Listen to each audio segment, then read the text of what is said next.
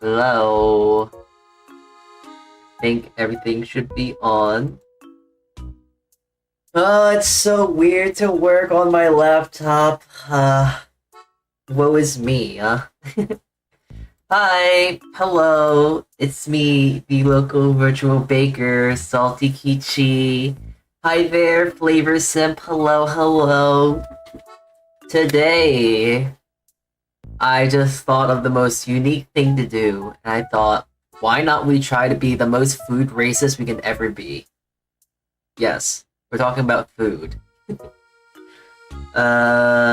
And I said food racism because, we're gonna talk about some really nitty-gritty stuff today, and talk about, like, yeah, tomatoes aren't fruits and stuff, and, I don't know, food racism. Wow. Ah, yes, your ears perked up when I said racism. Oh, geez, why am I talking about such a thing? Nah, I'm not gonna talk about that stuff, actually. It's too much stuff to worry about. Much complications with that. It's just a buzzword. It's like... That was like some auditory clickbait. It's like if I, It's like if I got my pair of keys right over here, and just went like... Pay attention, chat. We're gonna talk about something really mundane and boring today, but I got the keys. Listen to the keys, chat. Kinda like that. So, hi. Let's talk about food today. Let's just do some chitter and chatter, and some stuff among that. So, I feel like I should have been a bit more prepared with this, but I guess a good thing to start off our yapping session, if you will. I think that's what MIP usually calls this stuff. Yeah, let's talk about food. Let's talk about good food. Uh-oh. Uh-oh. Sorry. Let's talk about food. Let's talk about the food I'm making right now, because I am actually making some food as we speak. I already made myself a nice good old cup's worth of hummus, or hummus, however you really want to pronounce it.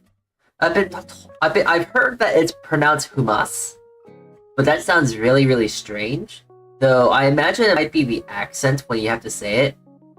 Like, I imagine it's some sort of accent ordeal. Like, you know how in like Spanish, you're gonna want to say hola, but you can say hola, and that's really, really incorrect. Although, like, linguistically, in the English language, you're right, but, like, in Spanish, you're not. I imagine it's something like that. Like, oh, yes, it's, Hold on, wait, what was I talking? Oh, yeah, hummus. Hummus, Hold on, let me look it up real quick so we can get a good, how to pronounce it's hummus.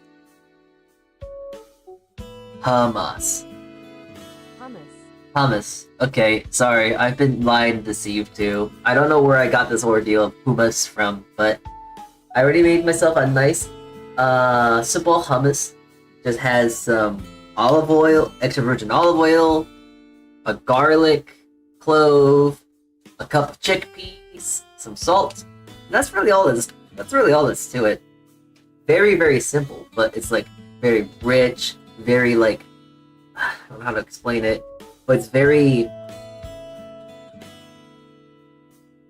it's like very, I don't want to say it's nutty, because there's no nuts to it, but it's like very rich but smooth and very clean, and you can also get that little bite of garlic as well, and it's really easy to make the hummus, frick. It's really easy to make hummus if you have the tools to make it. Like, if you want to know how to make hummus, I can tell you a very easy recipe to make it. It is 1 clove of garlic, 1 cup of chickpeas, and then like a half a cup of olive oil, and that's all that's to it really. It's like a good like dipping sauce and stuff. Like, not dipping sauce, but like it's good to use for like dipping and stuff like that. And yeah, But you just throw all that stuff in a food processor or a Vitamix or like something that can blend food into purees, and it makes it so nice, luscious, and soft. Now it would be better if you use fresh chickpeas because they tend to make your hummus a lot more smooth, which is very nice. Obviously, a much more smooth, a better texture. It's better for stuff like tortillas and such and all that stuff, tortilla chips. But I digress. I got canned because I don't know where I can buy dried chickpeas, so it is what it is, you know. Hi, Saltea Kichee. Nice to see you again. Hope you're doing well, my friend. I am doing okay. I got news that hopefully, that my computer is gonna come tomorrow. So very soon we will be able to just get back into the ordeal of maybe just getting back into the swing of things. Maybe I'll play Minecraft in celebration for tomorrow. We'll see. I'm not sure. Cans makes things so much easier. Waiting for the beans to soak is the worst when you're craving it. Yeah, that's like, I love myself a nice freshly cooked bean. Like, fresh cooked beans are amazingly good. But what if you really want the hummus right now? What if you don't feel like waiting a day for the beans to soak? You can't anticipate, like, oh yeah, I really want the hummus tomorrow, so let me start making the hummus today. It's a lot like bread, but at the very least you can freeze bread and stuff like that, and also bread's kind of easier to make in paper, so, you know, stuff like that you gotta think about. But yeah, canned is just so much more convenient. Does it taste as good as using fresh? Admittedly, no, but if you just want a bit of hummus for something simple, then, you know, it works, you know, nothing to complain about. But right now, as I've written down on the schedule for my meal plan I have for this week, I have, let's see here. Here, I'll show it to you as well. Today is, hold on, wait, gotta press the right keys. Today is Monday, and it's my meatless Monday. So I am going to be having a cauliflower roast, which is currently in the oven right now, with the aforementioned hummus. So yeah. Oh, new PC tomorrow. Hope for you good luck. I hope so too. I've been without my PC for 5 whole days. Oh my god, it's the end of the world. Whoa. But it's kind of funny of how... Hold on, wait. I need to go check on my cauliflower. Here.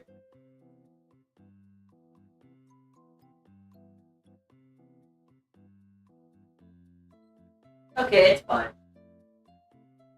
Yeah, I can actually hear the sizzling and cracking and roasting of the cauliflower right now. Right now, I'm just on the eyes for smoke, because that's usually the annoying thing that's hard to work with. Roasting cauliflower is great, it's easy, but the smoke that comes is really a pain in the butt to work with.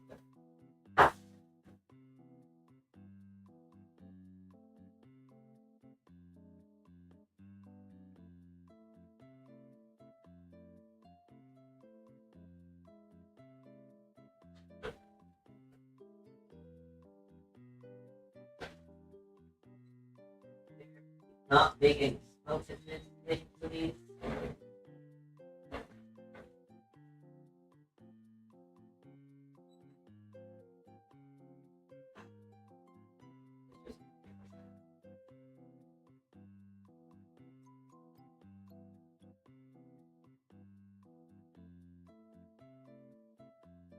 Okay.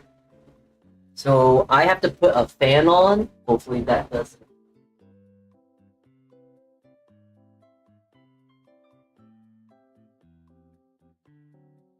Oh boy, I can see this already going bad. Oh wait, it's here.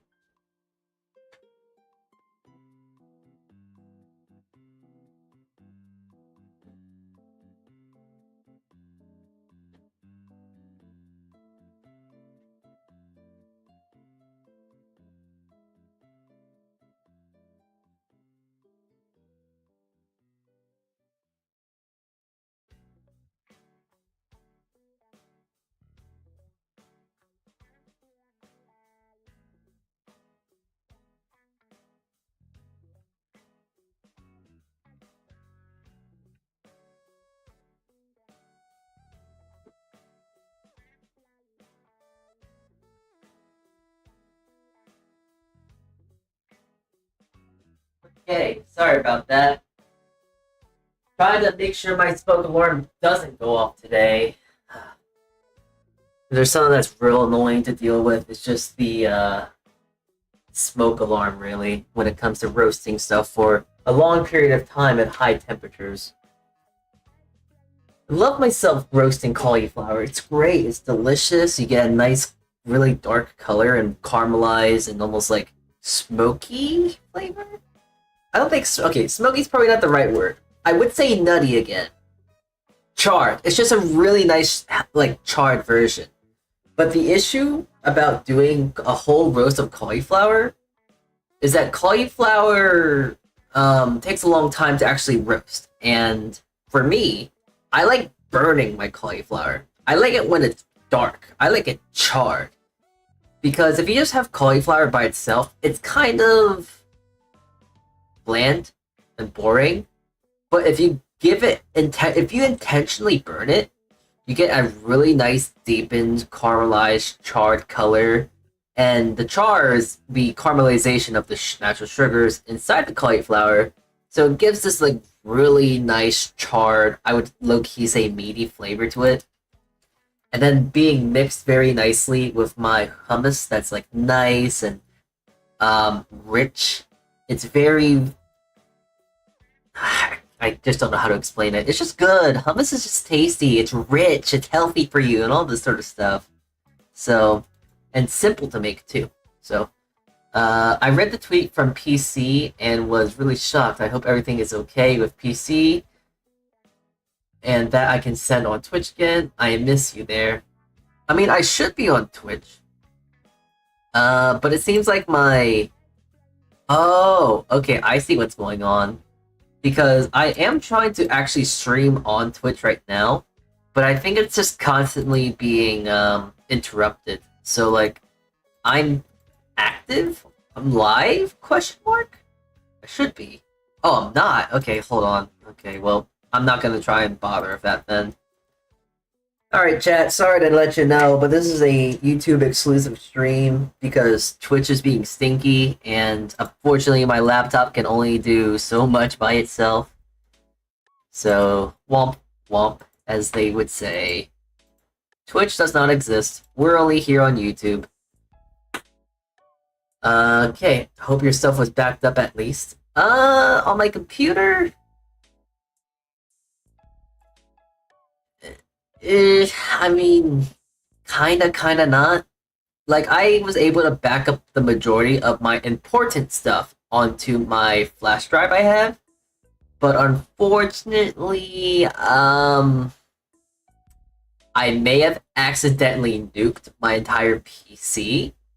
So, I'll be surprised if there's anything left, but I have my doubts, and I'm kind of complacent at this point. It sucks, it very much sucks, but like, I got the important things, and that's all that matters. So yeah. Hi Bush, welcome in, welcome in. We're not talking about food yet, I'm just talking about burning down my apartment and, other things. Oh, speaking of other things, I am actually baking bread today, funny enough, just not on stream. You know me, I cannot not bake a bread, you know? So I have myself here 2 breads I'm making today. I am doing another experimental recipe for my potato bread, and I am doing another experimental recipe. I'm just making sourdough. I'm making sourdough in a more, I don't know how to say, a different way, definitely, I can definitely say that I'm making sourdough in a completely different way, just because I'm not using a proper thing, and I'm trying to makeshifting it, and because I'm lazy, so I'm trying to see if this is like the best way to do it going forward, because I can, and you can't stop me. So anyways, yeah. Let's talk about food though. Let's talk about food. What can we talk about that's really clickbait and bizarre?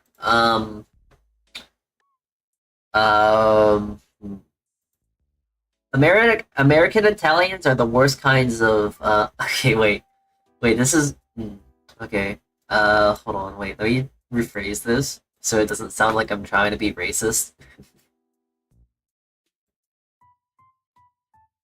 I was gonna go out and say like, oh yeah, American Italians are like one of the worst kinds of people to talk about food to, which isn't really far from the truth because like when you get the stigma of like, oh, you're not making Alfredo correctly, or oh, this meatball, blah blah blah blah blah. Italian isn't a race. Oh jeez. Like okay, I can understand because not understand, but like you know what, Italian food is like Italians were very much stolen the glory, if you will, of the innovation of fine dining, cooking, and cuisine as we know it, because the French in history are known for their amazing, luxurious food and stuff like that. But the reason why French food is so good is because the Italian queen, when stuff was married over, brought their chefs from Italy to show the French people how to cook, because the French chefs didn't know how to cook. So it was actually the Italians that actually showed the French how to cook, and the French just took that and ran and made it a lot more better and yummier, I guess. I don't remember the full semantics of this history because it has been 5 years and that knowledge is not useful exactly. Kind of depends on what you use, but I don't use it, so it's not really useful to me. Anyways, so you know, Italian people should have their say with food and stuff, but then the worst kind of Italians I find are American Italians to talk about this stuff too, because they'll have you're not doing Alfredo right, and you're not doing cacio pepe right, and the meatballs for this should have this and that, and blah blah blah blah blah. But the funny thing is, two things is that one, meatballs and pasta do not work together in the sense that they are not traditional Italian. That is American Italian. And the same thing with Alfredo. Alfredo is not authentic Italian food. It is very much American Italian. Now it's very important to let you to know that it's American Italian because it's like saying, "Oh my God, lo mein, it's like the most Chinese food," and like General So and orange chicken, oh blah blah blah blah, the most authentic of Chinese food. Although I believe lo mein is Ch- Chinese, if I recall correctly. I don't really know much about Chinese food, funny enough, but stuff like I think General So. Hold on, General So. I believe General So is 100% a American Italian, American Chinese American invention.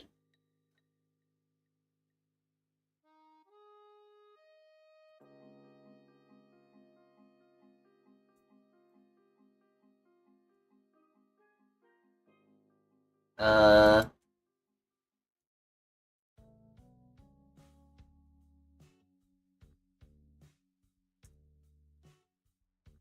was a respected Chinese statesman and military leader.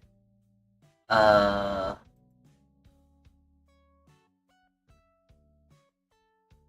I I actually don't know if it is or not because Google's not telling me the correct answers. Sorry, it's smoky. It's getting smoky in here. I'm going to die. The carbon monoxide thing is about to go off, and I will die. If I die, someone please make sure all my stuff gets like safely handed off to like Miss Minna Vanilla and Miliardo. I want them to use my new computer that is gonna probably come. So please give them my condolences. I'm dying. Actually, wait. There is actually a bit of smoke in here. Wait, let me just really quickly check on that. There's actually smoke in here. Hello? Hello there. Would you like to stop making smoke, please?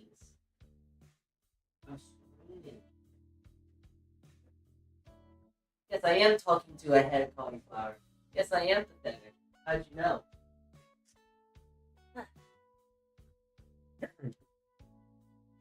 Anyways, as I was saying, It's actually kind of fun about a lot of the food that you think is like you would think is like, oh, the most Chinese or Italian, Japanese, and all of that stuff. Tacos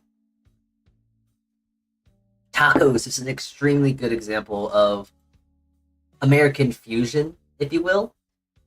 I'm just gonna say that as a blanket statement. You know what I mean when I say like, oh yeah, American Italian, Chinese American, Tex Mex and stuff like that. I'm just gonna say American fusion. It's just an easier blanket statement, all right. But like tacos are an extremely good example of Americanized food from a different culture.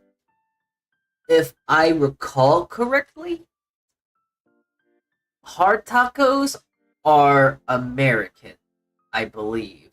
I can't recall on top of my head. Here, wait, let me check. Let me back up this statement of source real quick. And speaking of a source, just going to grab this right here. Actually, hold on, wait a minute. I'm scared because I don't want to show off any revealing information, as I usually always do with this stuff. Because I don't feel like restarting my stream. Hold on, give me a sec. Our hard taco chef. Our hot tacos.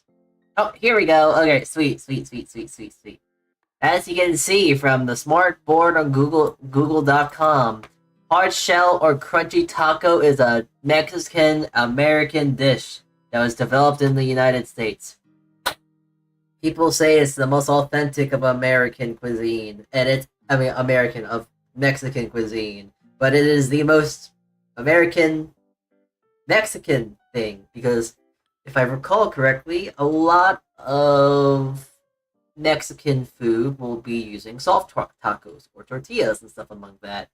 Soft tacos are more the way to go, and yeah, they're just more the thing. That's just more of the speed, if you will. It's hard tacos are just I don't know really what to say. Uh, Mostly because I don't really want to smack talk. That's the word I'm trying to look for.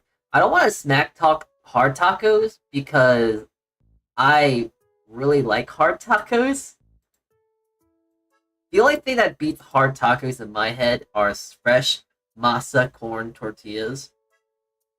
If you make yourself a nice fresh corn tortilla taco, it is amazing. It's so good. And they're extremely easy to make too. Like, I could right now. I know this kind of sounds kind of silly, but I kind of want to speed run making a corn tortilla taco because it's so easy.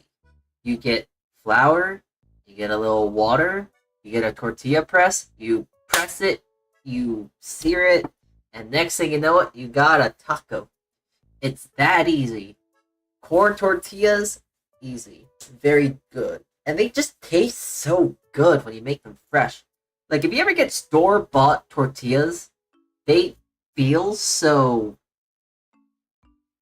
rubbery. If you in comparison, they're rubbery, they're bland, they taste like I'm not trying to say this because like it's processed because but it is processed, so that's probably part of the reason why it does taste like this. But it almost just tastes like it's plastic in comparison to a corn tortilla, a real corn masa taco, tortilla taco, whatever. You get the idea of what I'm trying to say. But like, wait, what's rubbery? Corn tortilla that you buy at the store. They are rubbery and they have this weird flavor to them that just makes it feel off. Now, if I were to, I could literally time myself right now. I could actually just turn my video camera on and show you how easy it is to make a taco because it's stupid easy. It is insanely easy to make a single taco shell or tortilla. I don't know why I'm saying taco. Here, let me get rid of let me just get rid of taco real quick. Hold on. Smart board is gonna be staying there. Soft shell taco. Here we go. We can just look at the soft shell tacos, the better tacos. Oh yes, I feel like I'm eating rubber when I eat them. Yeah. Like the thing about like when you buy tortillas and stuff at the store, they're unnaturally chewy. Like they're like perfectly chewy, but in the way that makes it seem like something's not right with it, you know? At least a majority of them. The ones that I buy at the store, they're not usually that good. And that also probably is because I cheap out. Honestly, I cheap out and get like really really bad quality tortillas. Maybe that's really the end all be all thing. But I don't know.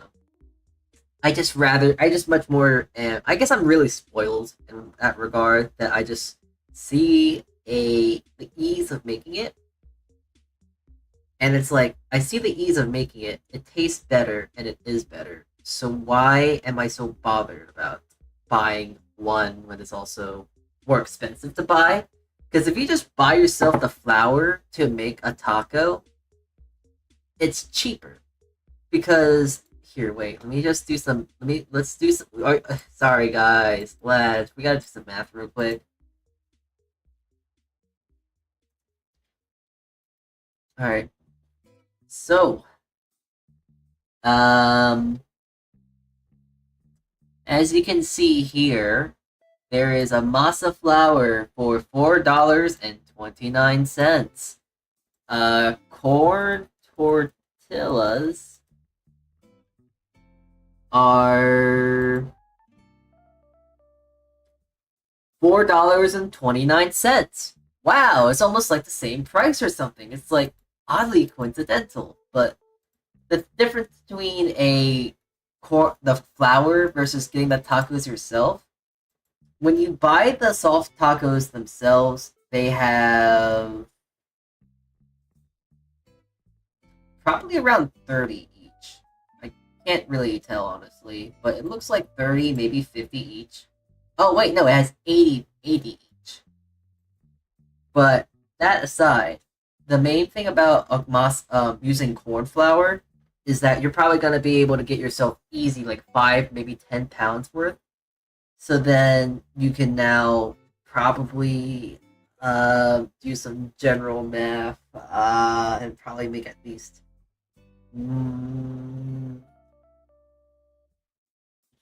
so okay, so 5 times 16 because there's 88 ounces. But then you're probably going to use equal parts water, so that's like 160. A tortilla. You're gonna probably at least make maybe 100, maybe more, 100 or more, 100 or more. Like I don't know,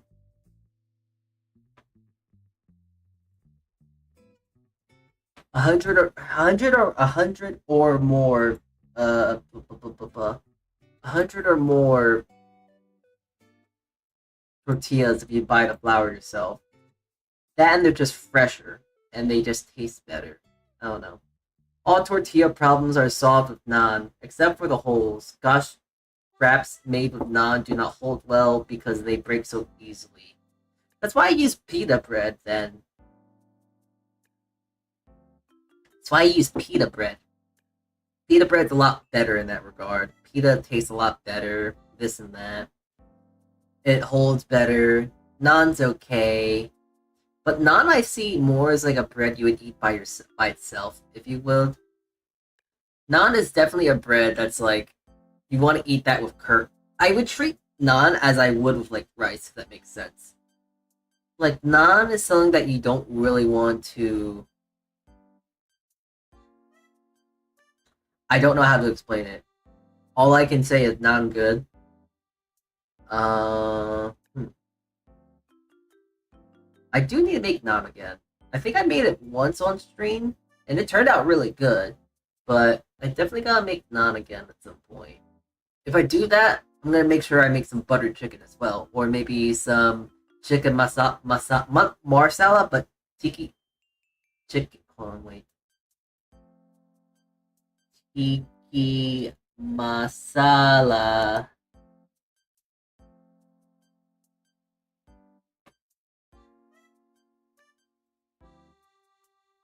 Chicken tiki masala. Yeah, that stuff, or just buttered chicken, or something that's more saucy tomato based. Just really any Indian food, curry even. That just works really, really well with naan. Naan is just like how I would imagine like bread to be. Rice to be. It's good with anything, but it works really best when you can absorb sauce. So, hi there, Scav Tune. Hello there. Hello, hello. Um, hmm. Oh yeah, so I'm also making potato bread. I'm doing a new recipe on potato bread.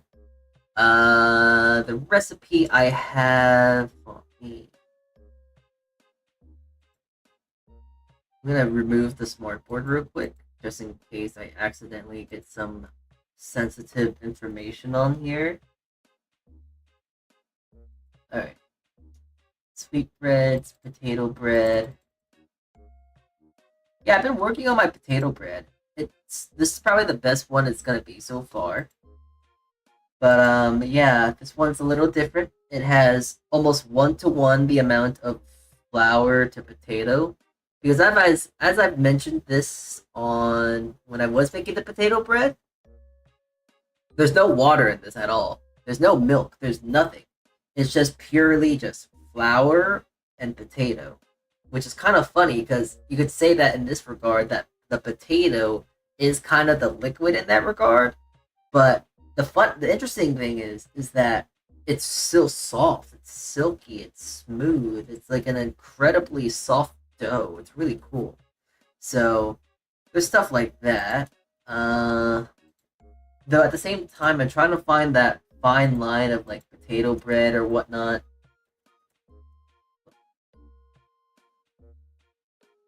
So hold on, let me just get the smartboard again.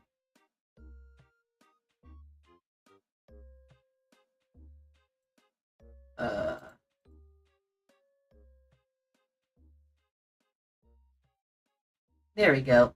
Potato bread. Mostly they are often in rolls or something among that.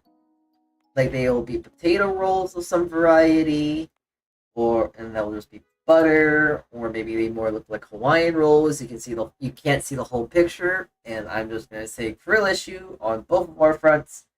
But potato bread is just kind of just, you know, potatoes and bread. Isn't it neat?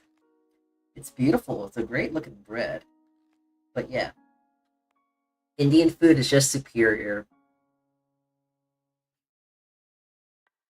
I'm biased. I'm extremely biased because I like Asian food. And you could say Indian food is Asian food because India is on the Asian continent. But that's like saying Russian food is Asian food. Like, yeah, you're not wrong, but it's like the food is kind of different in that regard. Here's better way of saying it. It's like saying Canadian food and American food are the same exact thing, and they're very much very different. Like poutine. You would think that is an extremely American food, but it has very much deep ties in Canada, I believe. I believe that's in Canada. Hold on. Let me get the Google search out. Is poutine Canadian? Oh, there we go. Poutine, a Canadian dish made of French fries. I don't need to speak any more on that front. The Google says that it's Canadian, so it's Canadian. You can't lie. Google would never lie to you.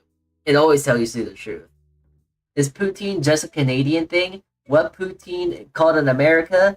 What's Canada's national dish? It's poutine, obviously. I mean, yeah, it's poutine. There it is. The internet never lies. Exactly. You get the point. But yeah. Saying Indian food is Asian food is like saying Canadian food is American food, if that makes sense. Is that racist? I'm not sure. But that's how I kind of look at the food in that regards. Though I don't even say like, oh yeah, Indian food is not Asian food, because it is Asian food, but it's not Chinese food, and it's not Japanese or Korean food. Saying something like, oh, Asian food is such a stupid thing to say, because that's such an umbrella effect. That's such an umbrella term for what is something very different with everything, because when I think of like Vietnamese food, I'm gonna be thinking of like, okay, I can't remember if a spicy no, that's I think that's Indonesian. I'm thinking of a very interesting like spicy papaya salad.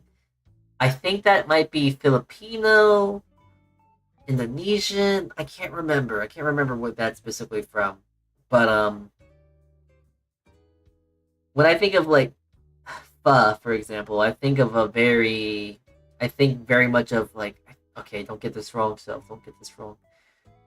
Vietnam, not Vietnamese. I think of Vietnamese. I don't know. I thought cheese curds only existed in Canada. I'm not sure. I don't know. I imagine if you're American, just like well, I'm American, but not American. I'll explain that in a bit.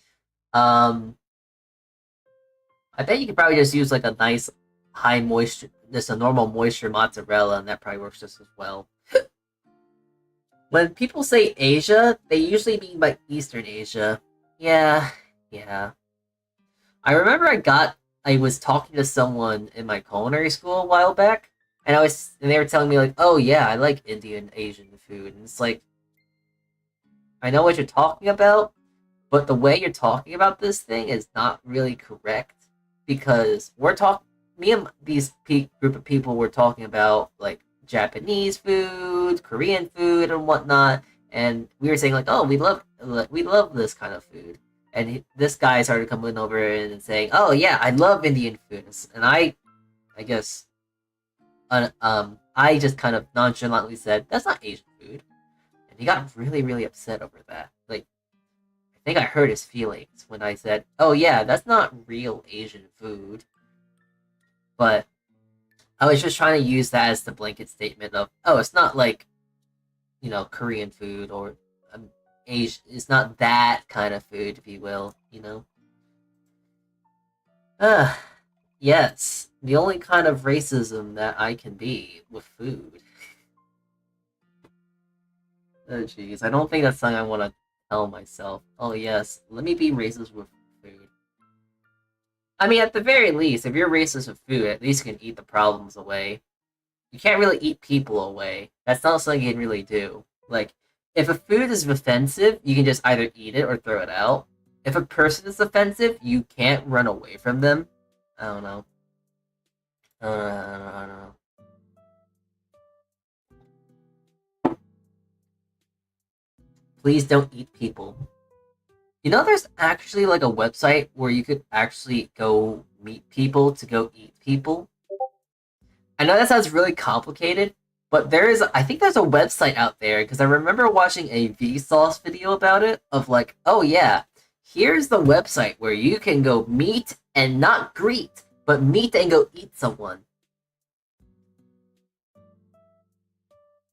I hate this world we live in. I've heard of it. Yeah, it's stupid. Like how there's like organ donors? I imagine it kind of works that same concept. Like, oh, if you perish, this person gets to eat you, and it's like, ugh, scary. I don't know. Having that thought that you can be someone's meal is very scary in my head. It's almost like, okay, like we're gonna get really off topic with that. Never mind. Salty, if I check Discord and there's nothing there, I'm kidnapping you. Oh, well, I guess you're gonna have to kidnap me, cause, that was me.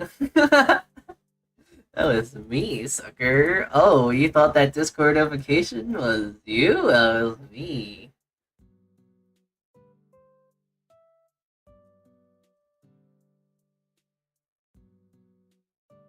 Yeah. Okay.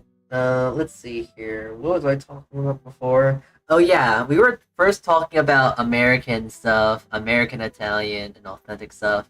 So, if anything, if there was, if you want to know, okay, backpedaling a whole lot. Let me just backpedal a whole lot back and talk about American Italian food. So, do you want to know where the American Alfredo comes from? Because Alfredo is American Italian. I don't remember the full name of it. Well, I know the full name of it. I just do not know how to roll your R's. But it's like it's pasta al burro.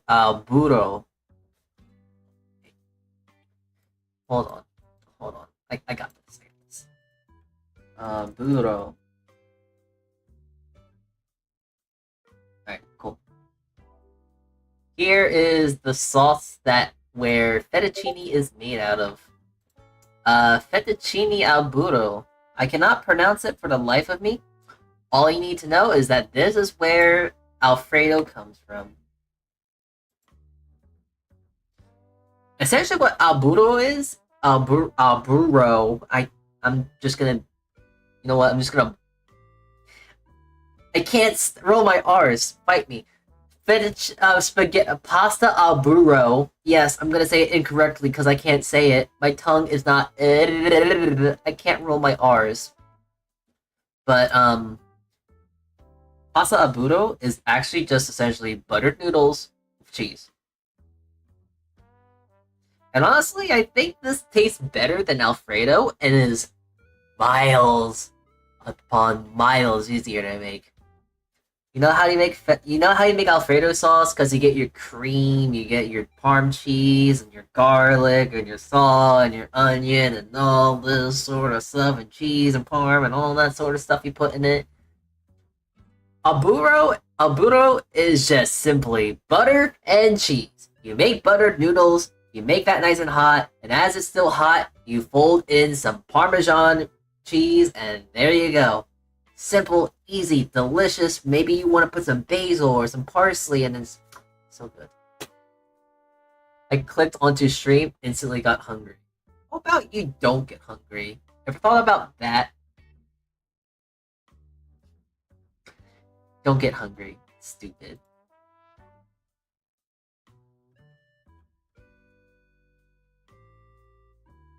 Okay, so eat something. Exactly.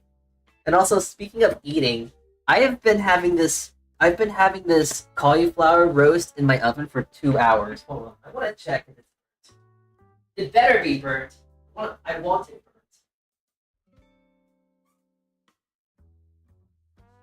You've been in my oven for 2 hours. How are you not dark yet?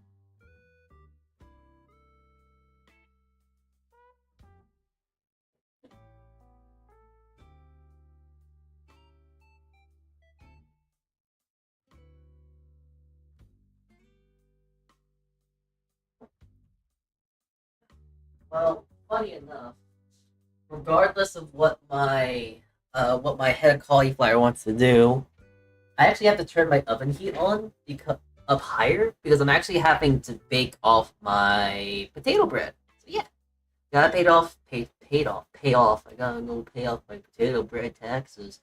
Uh, I gotta go bake off that potato bread. It actually is turning out pretty good. It looks really pretty. It rose very nicely.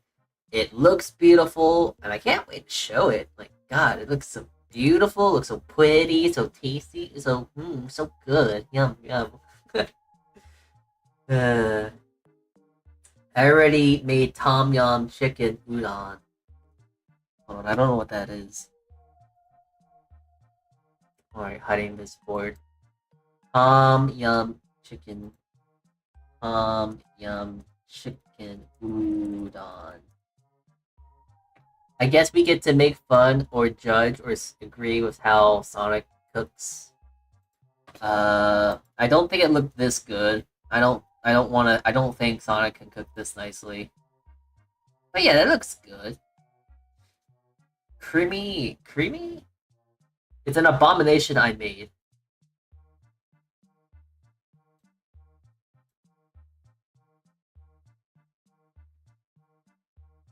Hmm. Yeah, it looks like that, I guess. It's Tom Yum soup using chicken. Then I cook udon noodles in it. Speaking about udon noodles, maybe this week or next week. Hold on, let me go look for it. I do have a thumbnail made for it, but something I do want to start doing more often is that I want to start actually making food inspired off of media and stuff. I know I'm kind of more of a bread guy and this and this and that, but sometimes you want to do a little cooking on stream, and I want to do this. Do those noodles look familiar? Does that look familiar in some regard? Mushroom noodles?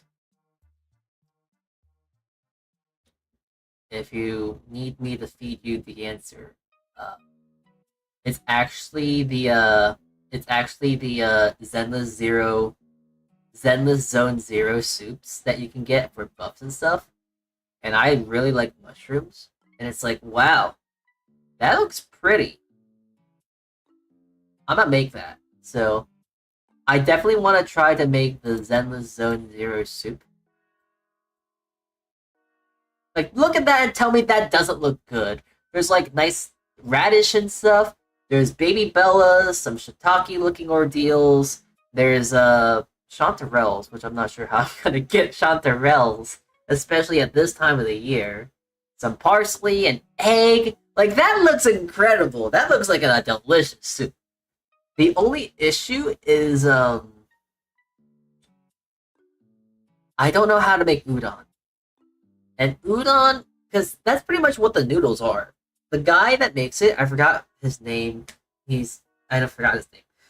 He's not an S character pull. I don't know him by heart, sorry, but he makes the noodles by hand, stretch pulled noodles, which tend to be udon. So there's that. And I think I want to try to make a mushroom stock. Like, I want to try and make this a very heavily inspired mushroom-based meal, and kind of technically making it vegan, I guess, too. Not vegan.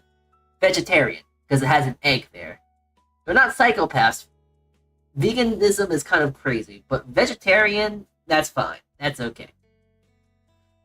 This is such a Gahibi food looking good moment. I don't know what that means. What are these funny words that you say out of your Zoomer mouth?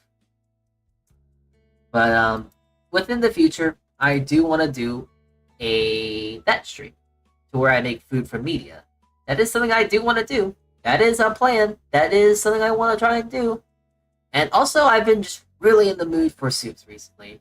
Like, I really, really, really, really, really, really, really, really, really, really, really, really, really, really want soup. Or noodles, or ramen, or stuff like that, you know? So, there's that. That's like the opposite of Zoomer. Lol. Salty, do you know what Gahibi is? Skibbity. I know what it is. It's okay, now you just made me feel stupid. Yes, I know who they are. I think I watched one of their movies. I've watched one of their movies and it was great, but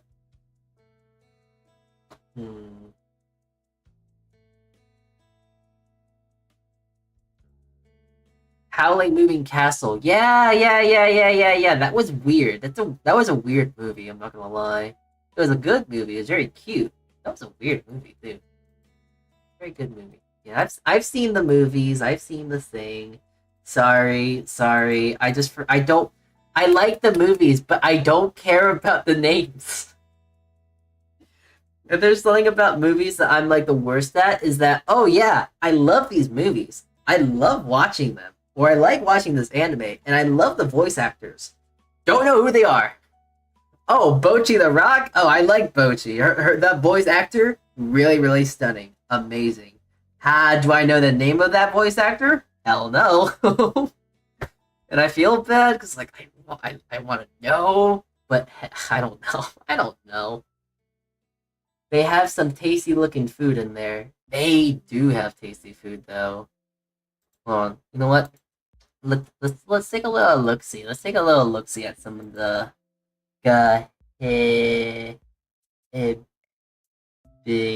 food.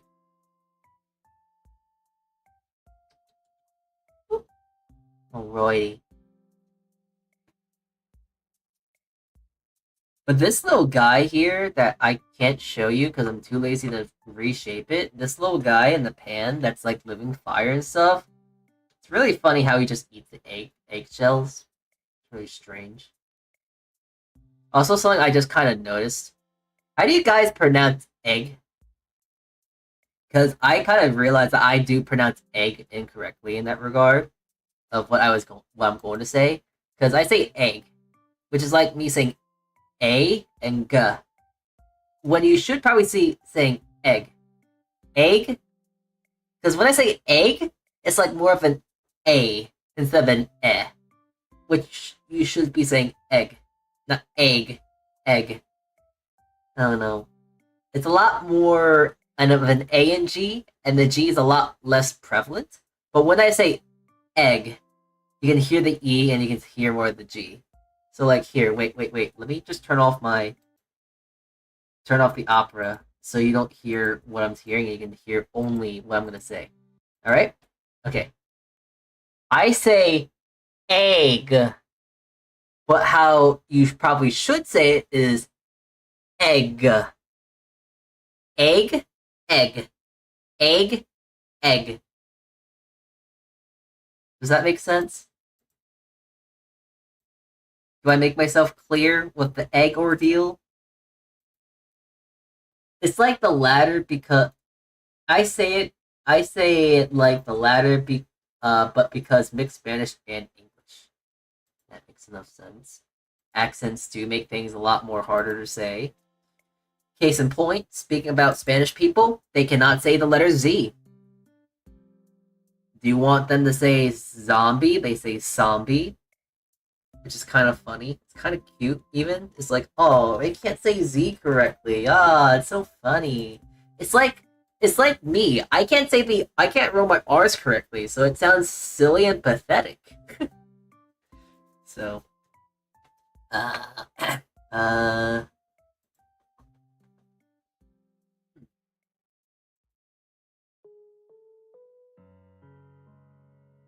that's food. That definitely is food, alright. Let me tell you.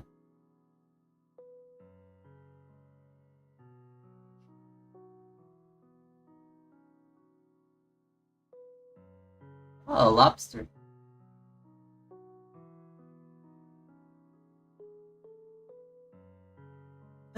Maybe one day I should actually delve into making, making this whatnot. I can't really remember much food from the moving castle, sorry. Um, Other than just this scene, the bacon and egg scene. That's the only one I can really remember. I have my own accent, and no W and V. Oh yeah, when you say W, you say like you don't say water correctly for one thing. You don't say water. I bet you can't say waitress. I bet you can't say winner. I bet you can't say vinegar by that same logic. You say vinegar. It's funny because I bet when you say vinegar, you say vinegar, which is kind of more of what you're saying for a W.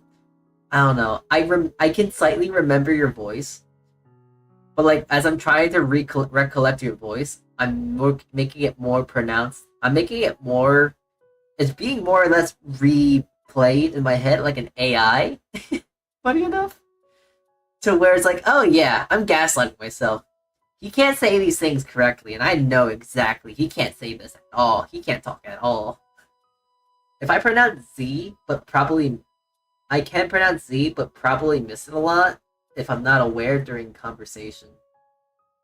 But that's a lot of things, really. When you say stuff naturally, it comes out, well, naturally. When you say something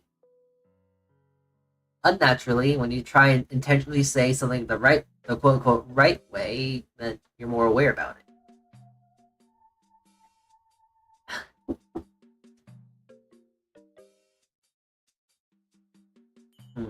Oh, they have a cookbook. That's cool.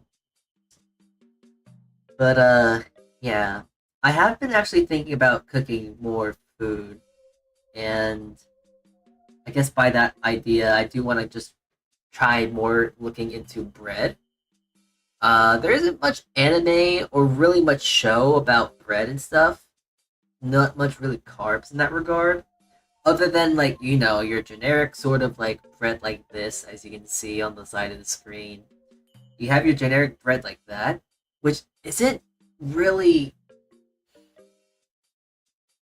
like it's possible, but it's not. At least bread like that, Hold on, wait, hold on. Anime bread.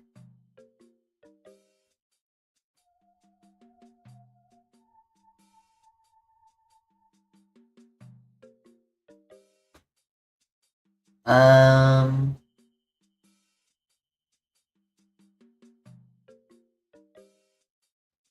this is not really how.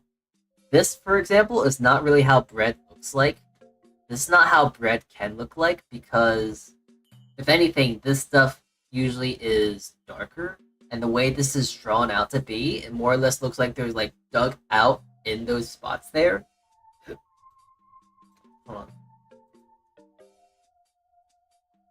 For a proper looking baguette, they will tend to more or less look like this, like a lot more strong in the. Let's say blah blah. And plus, I can't really show. I don't know. It looks like this, but you can't see it all the way because my smartboard is from Dollar Tree. It's not good enough. But trust. Oh man, look, it's an obviously obvious French boy because he's wearing a beret and a striped shirt, so like he's French. Wow. If there actually is something that I really want to try and do better with and make better, it really is a baguette. Baguettes are one of those things where it's like they are delicious and fun to eat and really, really great when you can produce them well.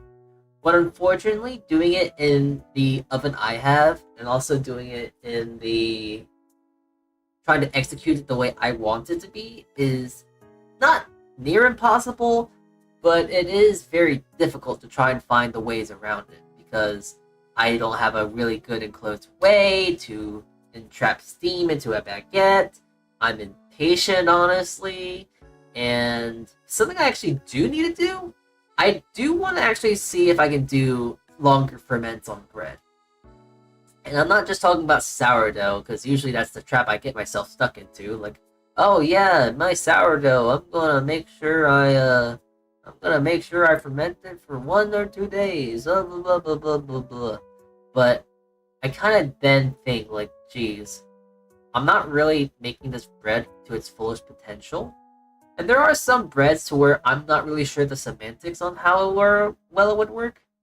Such as breads that have butter. Because, butter, it seizes up, it gets hard, and at temperatures like that, it gets hard. So I'm not sure how that interaction would work if I want to do like a several day brioche. But when it comes to like focaccia, or when it comes to like a baguette or a French loaf or stuff like that, country bread, country loaf, yada yada yada yada, that's kind of more or less the breads I want to ferment more. especially pizza dough. Oh my god, I have not done a good pizza in a long time, but it's kind of fun to actually make your own pizzas, because it's a lot easier than you would think it to be. Because you just simply make the dough, and the funny thing about pizza dough is that it actually has a pretty good shelf life, funny enough. Because if you make yourself pizza dough, you can actually have that and make yourself pizza for an entire week. Because the longer you let the dough ferment, the more together the flavor feels. I don't really know how to explain it. It's really hard to explain what time really does to a pizza by just talking about flavor. But it just tastes more true to it tastes what it's supposed to taste like, if that makes sense. It tastes like how it should taste. It's really, really weird to explain. I do not know how to explain it. All that I can tell you is that if you make bread and you make pizza dough, for example, the longer you let that ferment, maximum of 5 days, it is going to taste so much better. The gluten structure is going to be a lot more developed. There's going to be a nice lighter flavor of it. There's so much benefit to actually letting your breads ferment, but it's just time, if you will. I like bread, and I give my bread a whole lot of time. I let that stuff go for as long as it needs. I'm very patient with it. But then there's an abundance of patience. I don't have that yet. But I do like making bread and like letting it set and rest and go like that. Like, it can go on for 8 hours and I would not care because I know it's going to turn out delicious at the end. But if you let bread and let that rest for like maybe a day or two, it's going to taste like the best bread you'll ever taste. A lot lighter. The fermentation that happens, it's still good. It's great. And it's not like sourdough fermentation, but it's like a light fermentation. It's like a more developed flavor. That's the word I'm trying to look for.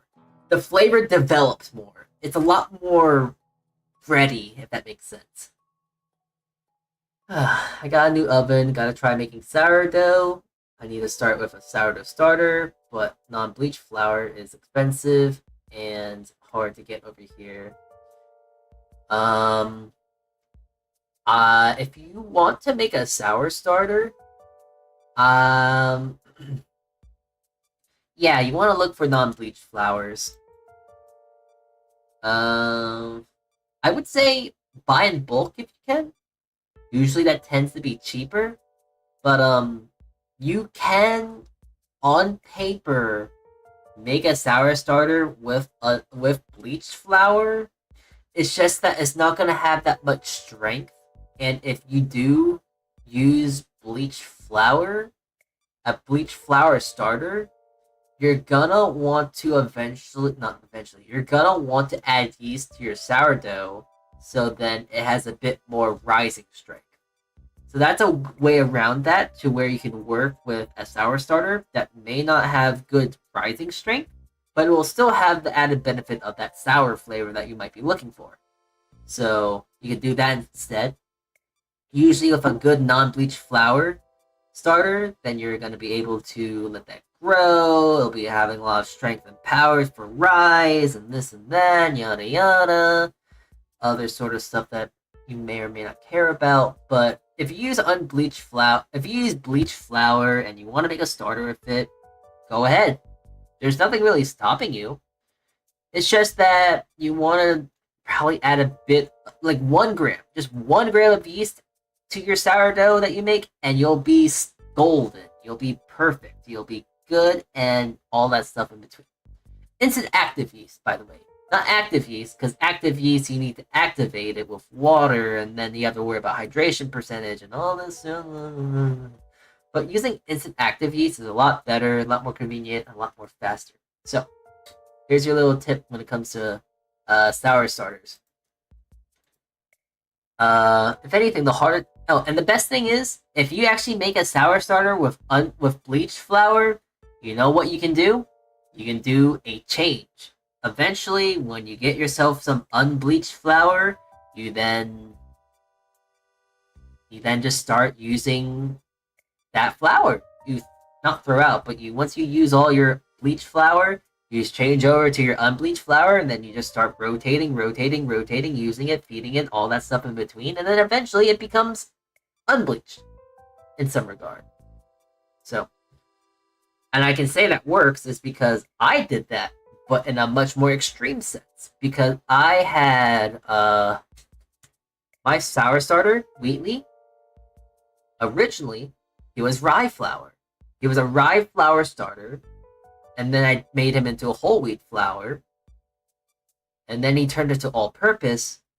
He went to rye again, and now he's not back. Then he went back to all purpose, and then eventually he's now what he is today, which is bread flour. So you can change your you can change your starter's flour. It might give it a much more different flavor. So you gotta be careful, I guess. But like, you don't really need to. I'm speaking from experience. I don't really know what the chemical things that happen when you do stuff like that, but this is my sour starter, and I can still happily say that I am 1-0. I have not lost a single sour starter by accident. I have intentionally had to kill off all my starters, because I had Wheatley, but then I made 5 other starters with Wheatley, but then I kind of realized that I don't need this much starter, so I had to kill them off, obviously. I didn't kill them off by throwing them away. I didn't do that. I'm not a heretic or a heathen. I actually was able to make all those starters into their breads and then just minimize it all into just Wheatley. So Wheatley's still kicking. I've not killed any starters intentionally. I mean, accidentally. So it was all with intention, with the preservation of Wheatley, the main starter, the mother starter. I would probably make the starter using the first batches with organic flour, and from there I would use organic on only to feed the starter, and then make bread out of the bleached flour. You see, no, that's the thing. So that's the thing that makes it kind of iffy. If you make bread with bleached flour, making bread with bleached flour, the flour, it's like using really bad tap water versus using nice filtered water. There is going to be a significant, maybe significant, depending on how much you use, there's going to be a difference in your rise. And that might hinder your rise of your bread and might hinder the color of your crust as well. So there's stuff that you got to worry about in that regard. Once more, you can do this. You can do it with bleached flour. You're just going to have to compensate the other ingredients to make sure that you're able to be up to snuff with everything else. So that is the thing you need to worry about. So if you make your starter with organic flour, which by the way, if you're just going to use organic flour, don't. It's a waste of time. And more importantly, money.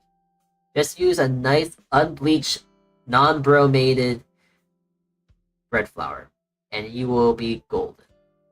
Don't need to be anything fancy, you don't need anything crazy. If you want something good, then you should at least maybe get yourself some whole wheat and or rye flour.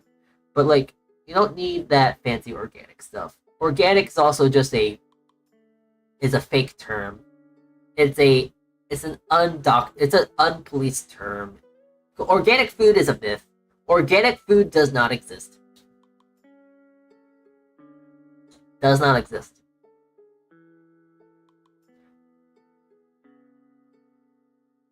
So anyways, I gotta go grab a charger real quick. My phone's about to die.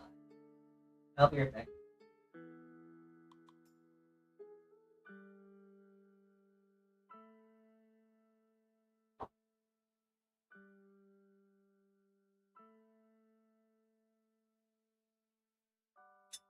Be back. I don't know what happened there. Sorry about that. That was very weird, very strange. I went to go check my food for a few seconds, and next thing you know it, whoop-de-doo. Yeah, okay. I think we're good. Hi. Hello. Do you hear me? Hello?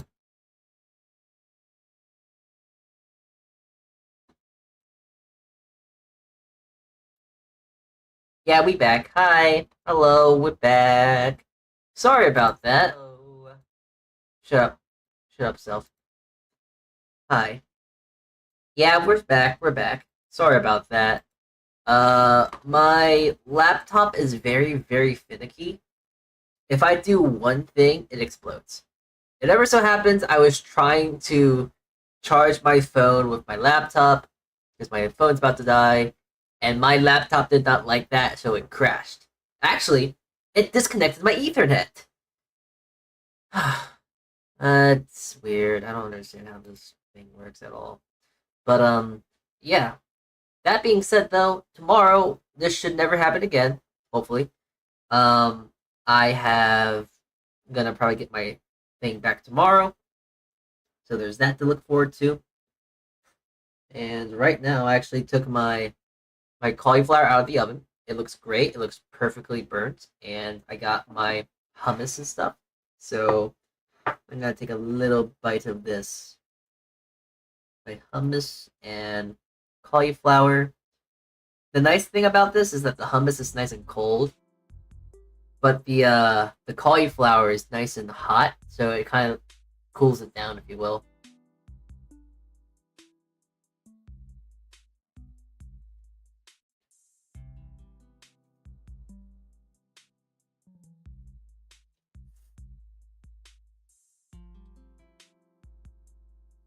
Here, before my phone dies, let me get a picture of my meal.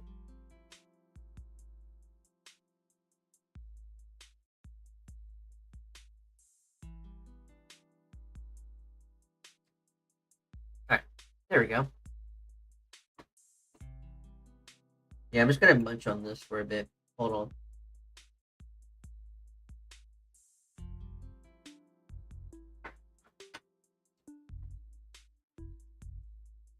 Welcome back, everyone. Sorry, my laptop is allergic to fun.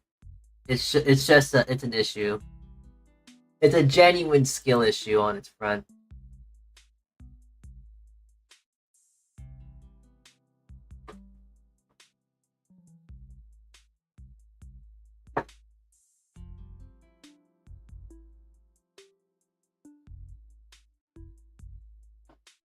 Oh, I gotta take a better picture.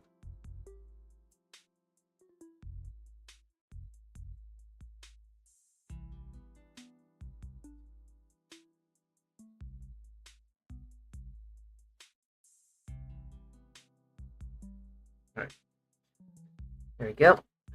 I might have to turn it into a PNG in a moment because my phone is actually about to die. Here, let me show you what I am chewing on, what I'm eating at this current moment.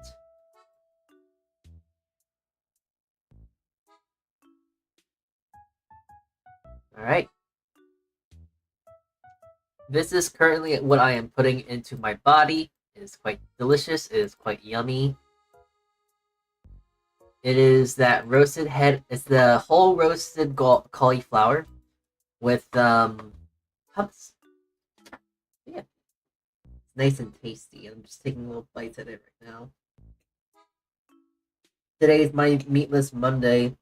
The day where I just decide to just forbid all meat just because I'm feeling rebellious. But yeah, just some hummus and veggies essentially. But it's good. It's simple. And you know what? I want something simple today, so it just works out.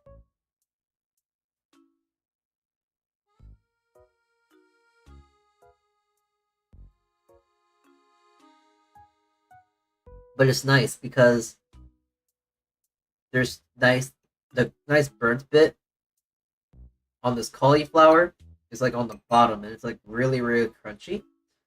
What's funny about how cauliflower is because the really burnt bits are actually really, really sweet. So I'm putting that with the nice richness of my cauliflower. Sorry, the hummus. And it balances out well very, very nicely. So you got this like nice roasted, charred, kind of mildly sweet flavor from the cauliflower, and the nice crunch and texture. But then you get the nice smooth flavor and richness from the hummus.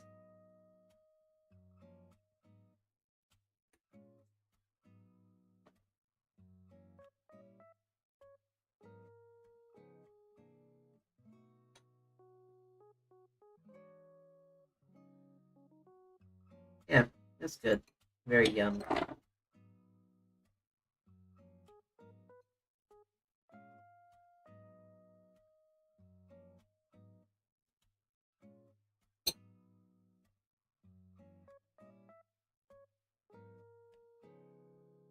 I also picked some scallions from my garden. Decided to just give them a nice quick chop and threw them in my hummus just for a bit of color, a bit of diversity, if you will. So, huh.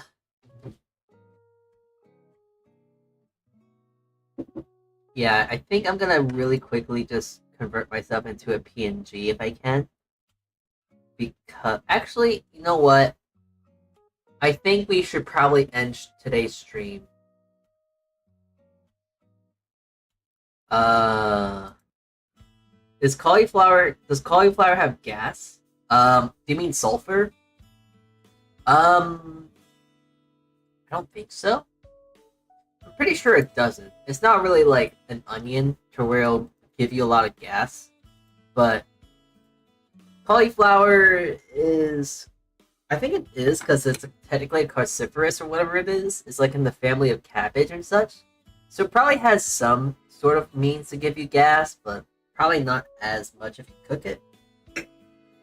Which I did. This is a whole roast, so the entire thing is cooked inside out. It's kind of nice because the outside is practically like really nicely roasted, but the inside of it's just nicely steamed.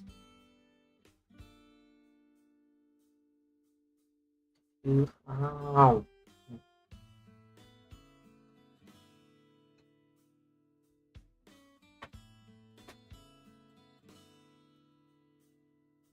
Cauliflower, cabbage, sweet potato, and stuff have gas that makes your stomach kind of full of gas. Mm. Well, I eat cauliflower quite a bit. Maybe. Maybe it does have gas, maybe it doesn't. I don't know. Doesn't really hurt me too much. Don't worry, when Salty says end stream, he means get sidetracked on a few things, then end stream. Listen, I don't want to end stream exactly. It's just that my phone is at actually 2%, and hold on, wait, I actually gotta I'm going to really quickly charge my phone. 2%? I can't live on that.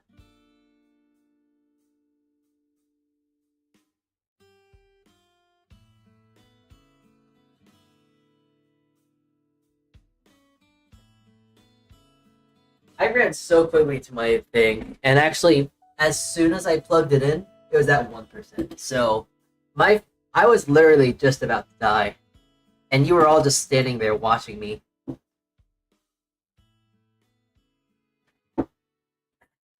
Oh, I can't get too comfortable now. My bread's just coming out too.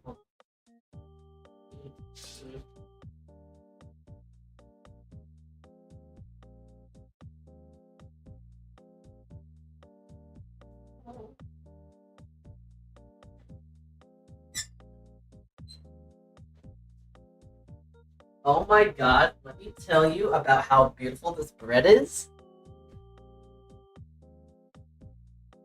This bread is coming out very, very pretty. Very, very good. I'm so ecstatic. I wish I could show you and tell you how amazing this bread looks. But unfortunately, I can't yet. I don't know. It's still in the oven. Hold on. I'm just gonna just jump into a VC.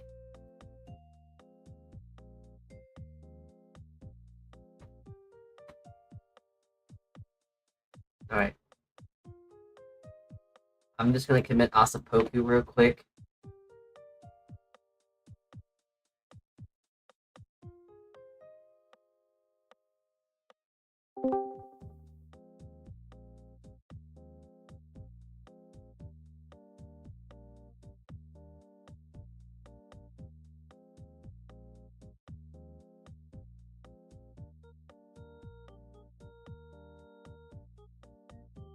Right. Am I here? Ah, there we are. Okay. Hi. Hello. I'm here.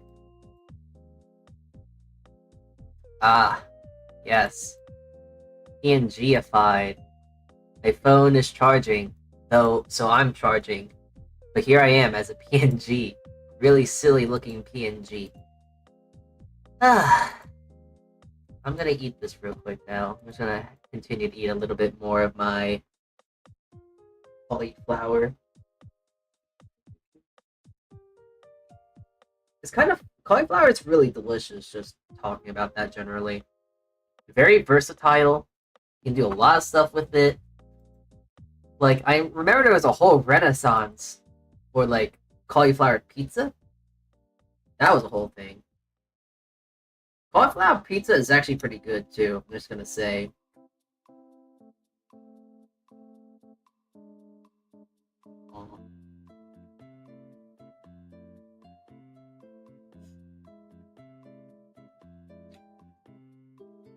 Oh, yum.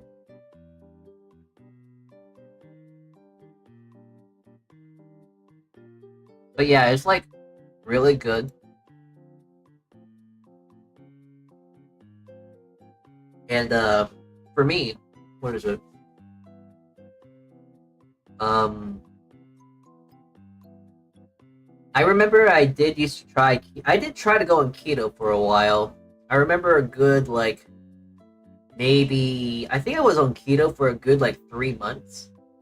And cauliflower was like one of the only things I ate because there was so much versatility with flavor. You know, you couldn't have rice, so you could make something that is quote unquote cauliflower rice. It didn't really hit you in all the right places as rice did, but it was still a good substitute for a while. Until I finally was like, okay, I've lost enough weight. I don't want to really do keto anymore.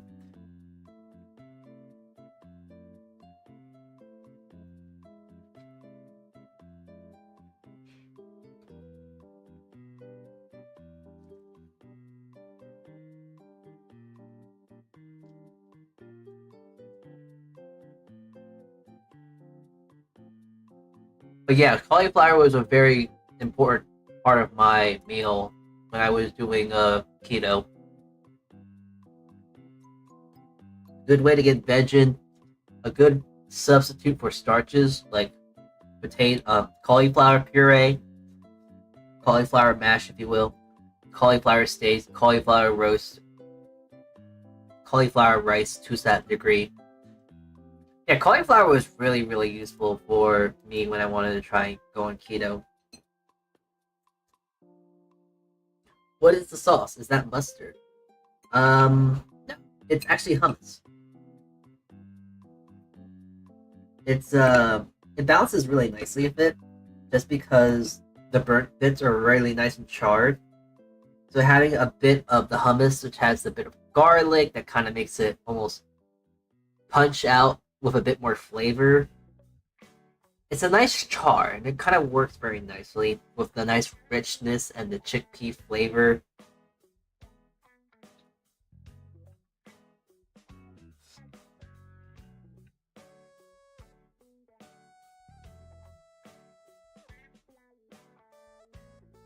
It just works well. It's very tasty.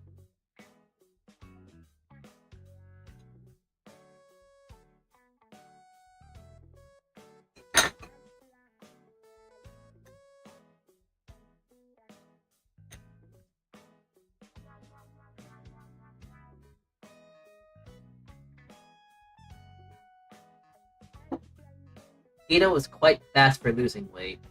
Yeah, keto is good for losing weight, but if you're not careful, you can gain that weight that you lost during keto really quickly. Hummus. I see. I never taste or eat hummus in my entire life. Hummus is a great thing. It's very tasty. I ate chicken karaage with tempeh and some crispy fried onion. What is keto? Keto is a diet to where you essentially put your body through a cycle called ketosis. But essentially, keto the diet is essentially no no sugar and no carb diet. You can only eat protein and veggies. No carbs, no sugar. So you can eat as much bacon as you want. You can eat as much carrots as you want. You can eat as much meat as you want. However, you cannot have potatoes, pasta, rice, candy, sugar, stuff like that. You can't have that anymore. So, yeah. Keto is a method of a diet. Method or diet? It's a diet. It's a diet. Hmm. But yeah, hummus is essentially like is when you puree or like blend chickpeas with raw garlic, olive oil, some spices and stuff, and you get this like nice, lovely, smooth, delicious spread or blend. You can really use it. You can really use it in any way you want. I'm just deciding to use it as a dipping sauce, if you will.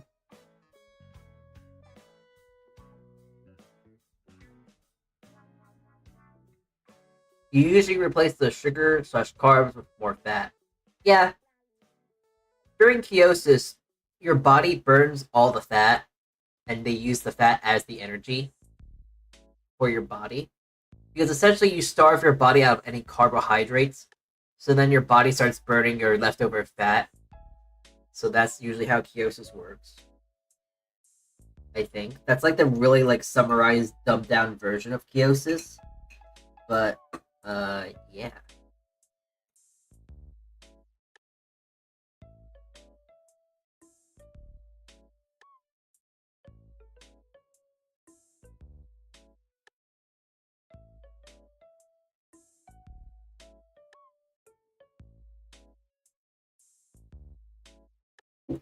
So if you think about it, if you think about it, if you go into ketosis, you could technically have a lot of fried chicken. You just have to try and find something that isn't um starch. So technically, if you probably did a fried chicken with almond meal, which sounds putrid, you could have fried chicken every single day. Just saying. I usually just push myself to overthink so much when I want to lose some weight. The method is working for me until now. I mean, losing weight is a lot more difficult than just saying, I'm going to eat something different for a week and then I'll get better. Usually, if you want to lose weight, it's a difference in lifestyle. So, like, oh, if you want to eat better, then you gotta eat healthier. And it's not just eating that actually helps your dieting, I mean, it helps your weight. There's two things that people don't think about when it comes to losing weight, and they're actually very, very important. Like, eating is only a small portion of what it is to do, that what needs to be done for losing weight, but it's actually exercise that helps food. That's like food and eating and exercising both go hand in hand with each other. But funny enough, sleeping is also very important for your diet as well. I mean, it's very important for losing weight.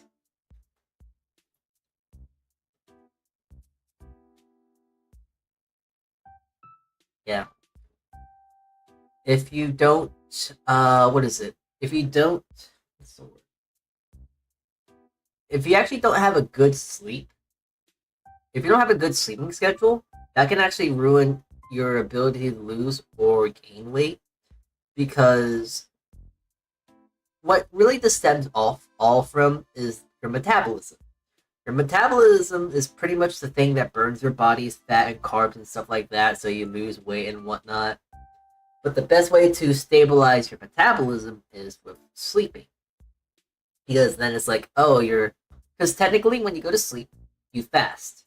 If you really think about it, you fast when you go to sleep. And at that point, you need to make sure that your body's registered to the point Like, oh yeah, I'm gonna eat breakfast. It's gonna start working. It's gonna start burning calories so I can start eating and blah blah blah blah blah. I don't really know the whole semantics behind it, but I know it's just to stabilize your metabolism. That's the main reason for why sleep is so important for your diets. Which is funny. You don't really think about sleeping to be a huge component to your diet, but apparently it's a lot more important than you would think it would be.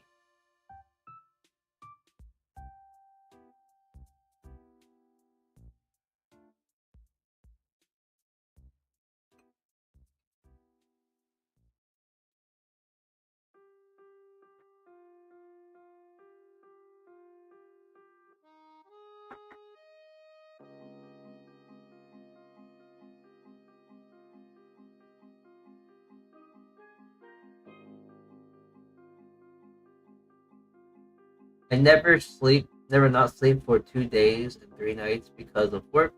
After that, I sleep more than 24 hours. That's just not healthy. That really just isn't really good for your body either. Sleeping is just a good. Sleeping is so important, and I don't think a lot of people really understand how important sleep is for your body. Because you need to give your body a break, and especially your brain. Your brain definitely needs a break. And the only way to really give it a break, to my understanding, is sleeping. I'm not a doctor, so do not trust what I say. However, however, however, making sure that you at least get an adequate enough of sleep is very important. Though adequate sleep is different between every single person on Earth. It's a lot like how it is for eating. Like, oh, you need to eat a specific amount of calories, or you need to make sure that you're eating, doing this, or exercising this much, and this and this and that. Some people can work off 6 hours of sleep. Some people can work off 5 hours of sleep. Some people need 9 hours of sleep. It depends on where you are, really. It depends on how your body reacts to your own climate, if you will. Sleep is important for the brain, heart, and especially kidney. Yeah. It's just good for your body. Sleep is good. Sleeping feels good too, I'm not gonna lie. Sorry. That was just a hiccup, not a burp. Eh. Getting full. I don't have much cauliflower left, but I do still have a bit of hummus. I need to make sure I have a little bit of cauliflower for tomorrow because it'll be my snack. Hold on. Let me see if I can find my, who is it? What's it? Hold on. First, I can get rid of this. I ate it. I ate it. Okay. So, tomorrow I am having a cauliflower and broccoli crudo. That is gonna be my dinner tomorrow. Well, my lunch tomorrow, because I don't really have lunch. When I eat lunch, quote unquote lunch. Hold on, wait. I'll finish my thought in a sec. Bread.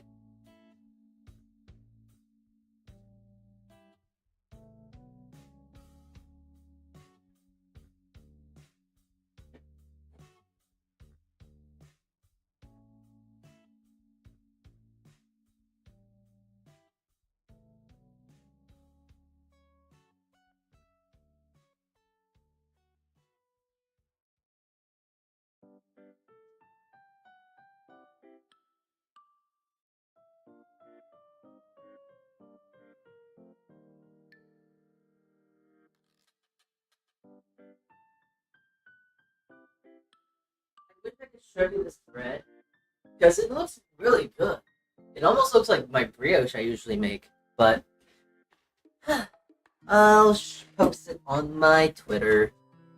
Check it out there if you want to see it. But so tomorrow I'm gonna be saving some of this cauliflower because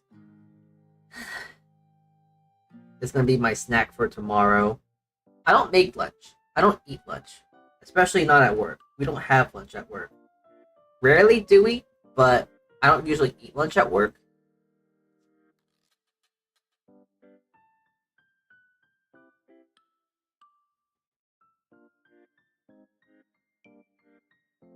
No, no, no, no.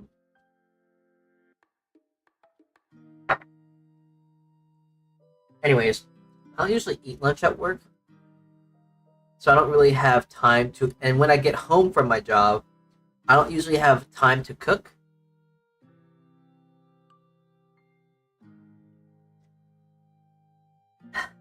So, usually what I end up doing to help compensate and to make sure I have some food is that I actually make my lunch into the leftovers that I had from the previous night. And tomorrow I'm going to be cooking myself a nice salmon. I want to do a honey soy salmon with cauliflower with some a honey soy salmon with broccoli, roasted broccoli.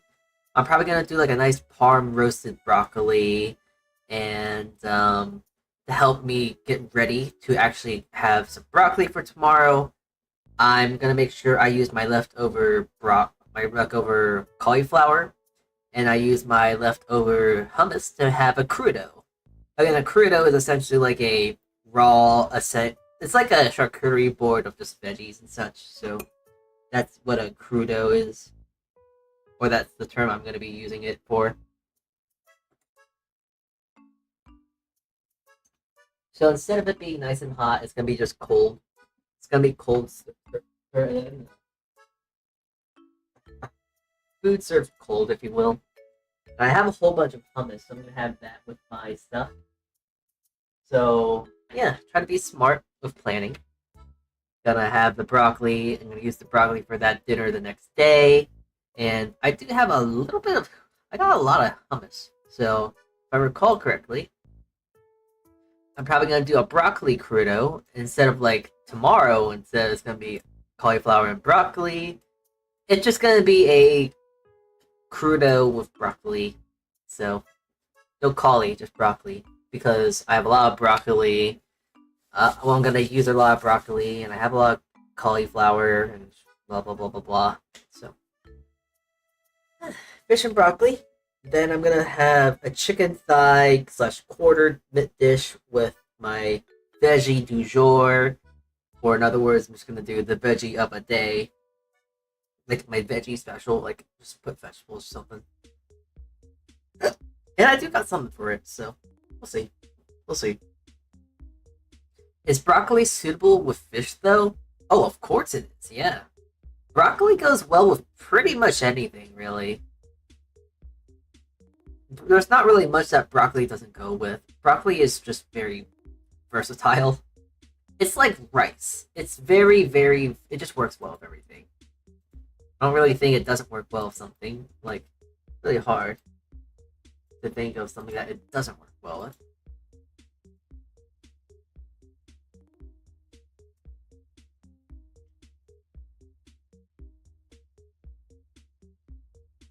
Gambate. Arigato. My Japanese is not very good. Arigato. As a person used to work 8 to 9 hour days, cooking is kind of rare for me too, except for weekends. Yeah, it's kind of the same with me. But also I cook for a living, so I know like how to efficiently cook. It's just that I don't feel like cooking sometimes. A lot of the times. So the main purpose of me making this meal schedule, this food schedule, if you will, is to make and streamline and make it easier for myself to cook stuff. So, yeah. Apple, apple, apple, apple is always my breakfast. If there's something I definitely don't eat, it's breakfast. Never have time for breakfast. Never, never, never. But it's important just to eat something in the morning. It doesn't have to be great and big. Just something to get the metabolism working more or less.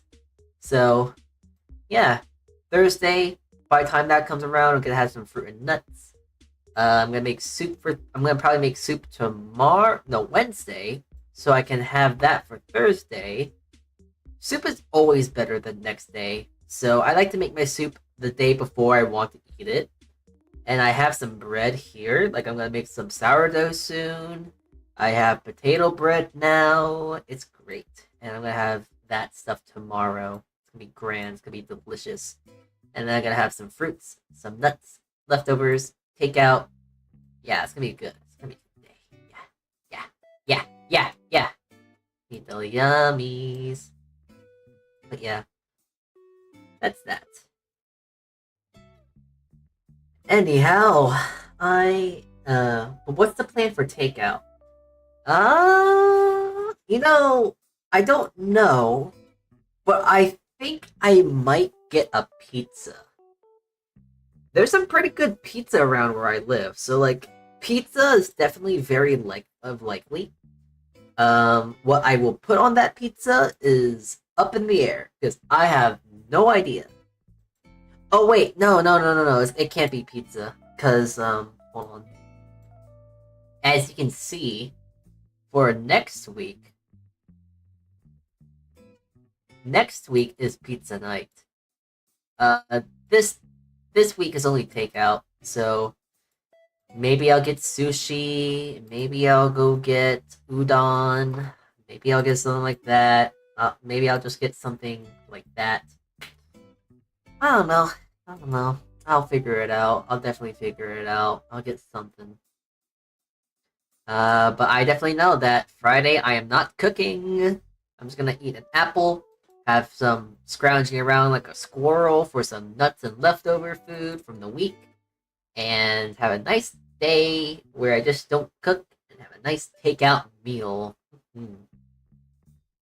I would go out and say, like, I'm gonna go buy a cheesesteak, but I don't hate myself. And don't get me wrong, around where I live, amazing cheesesteaks. We have really good cheesesteaks. However, eating a cheesesteak makes you want to die because you will feel like garbage afterwards. You will be so full. It is so rich. There's so much carb and meat. You'll crash. You will have a crash. You will die, not die, but you will pass out and go to sleep. And I don't really like doing that. I don't like passing out right after I eat. It makes me feel bloated when I wake up and sick and like really, really groggy. So I'm not really sure. Maybe I might even go get a banh mi actually. A banh mi sounds really nice. Or I don't know. Sushi is better to eat on the spot. Never take it out. You lose the freshness of the fish. Of course, of course. That's why it's like I might go out to go eat sushi, if anything, but I don't really like going out to eat by myself, so that's the thing. So, I don't know. Maybe. Who knows? Maybe I might just go out and buy bread, or maybe I might just, maybe I will cook myself something. Who knows? I certainly don't. But, yeah. Don't know. Definitely do not know. Takeout is just something I will think of the time I'm hungry. If anything, when I go get takeout, I am probably going to get a burger. There's, I usually get Shake Shack a lot. Shake Shack burgers are pretty good. I've yet to get a shake because I don't really like milkshakes, but the burgers they have are pretty good. They are nice smash burgers with a good amount of cheese and all that stuff, though. I also don't really like cheddar cheese, so. Well, not the American cheese. It makes me sad. The point of eating sushi, sashimi, and all raw fish are meant to eat in the restaurant to taste the freshness of them. Yeah, I agree. It's like having like a. It's like ordering fries. You want to eat them the moment they come out the fryer because they're gonna be nice and crisp and crunchy and fluffy on the inside. While if you get it from takeout, they're gonna be like limp and soft and soggy and stuff like that. It's not gonna be as fresh. Bad analogy in some regard, but it's an analogy that I think a lot of people would get. Oh, Salty is a burger person. Nice. I'm a food person. I love food. I just like eating. I mostly do like to eat bread though, just because I bake a lot. I bake a lot of bread. Local virtual baker. It's not just my little bit, if you will. It's what I like to do. I love baking. So, food person, what do you mean? I like food. I eat food. I live food. I work with food. My job that I work at is a food place. I cook food all the time. Food is great. And I also bake bread a lot, so... Hold on, let me actually go get my phone right now. Because I bet it's charged enough where I can go get a picture of my bread.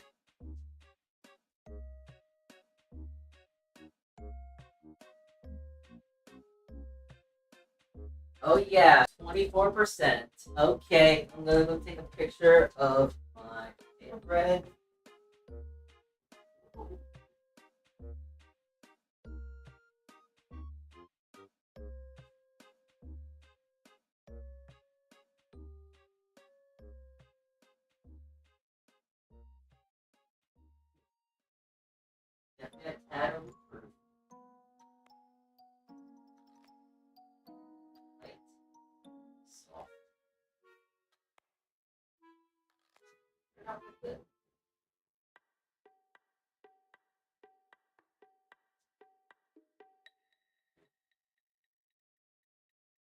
Okay, hold on. Give me a sec. I'm just gonna really quickly do my pictures real quick.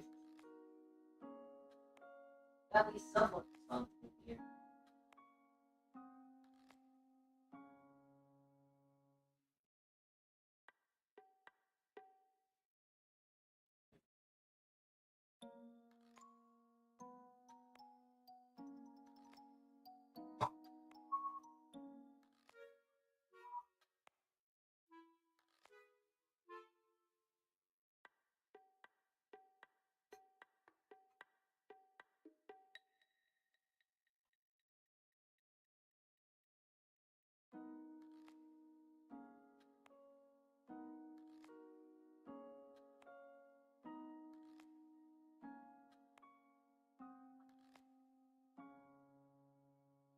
Yes!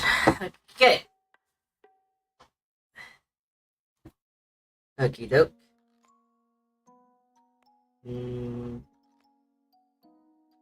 Alright. Let me post a picture of my bread. Yeah!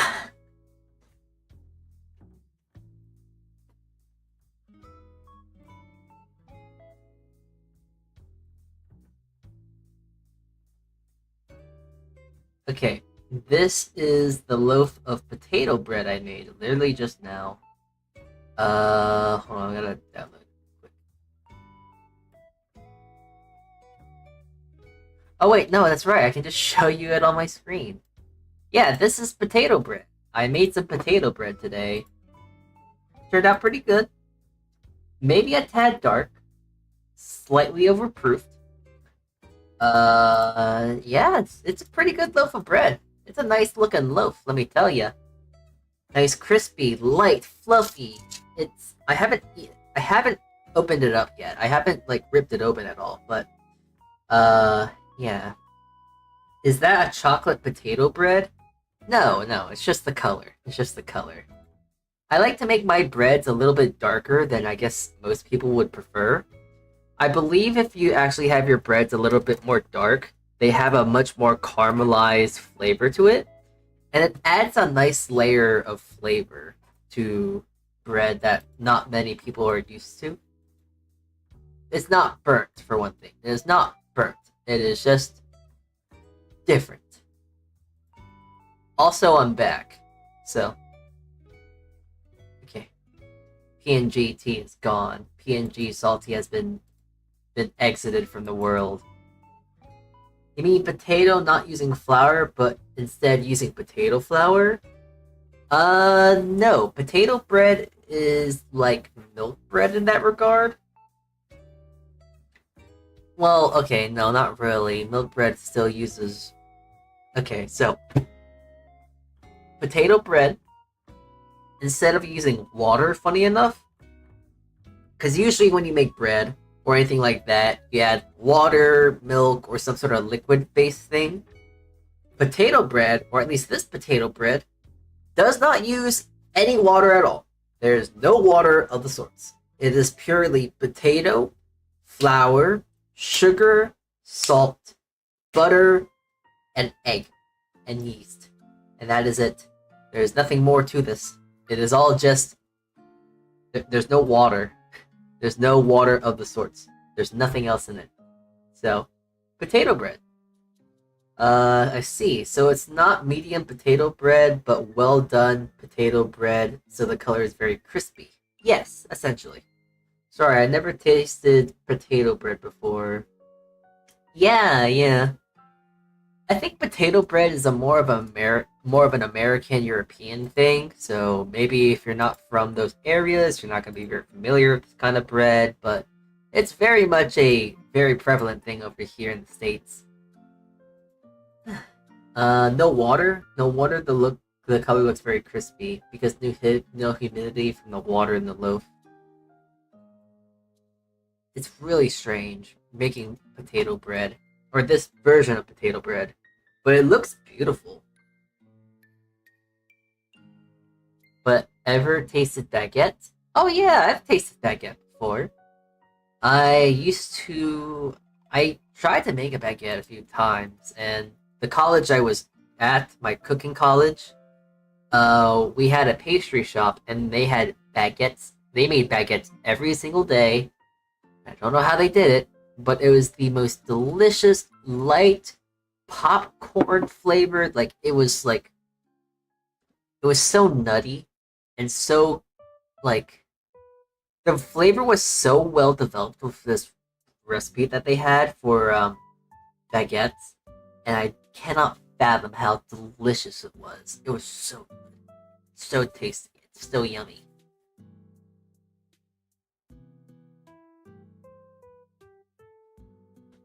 I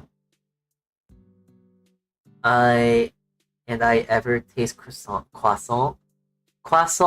I've made a croissant before. They're hard. They're very hard to make. Croissants are very, very difficult to make. Though the payout of if you make them correctly is very, very satisfying. And they taste great too.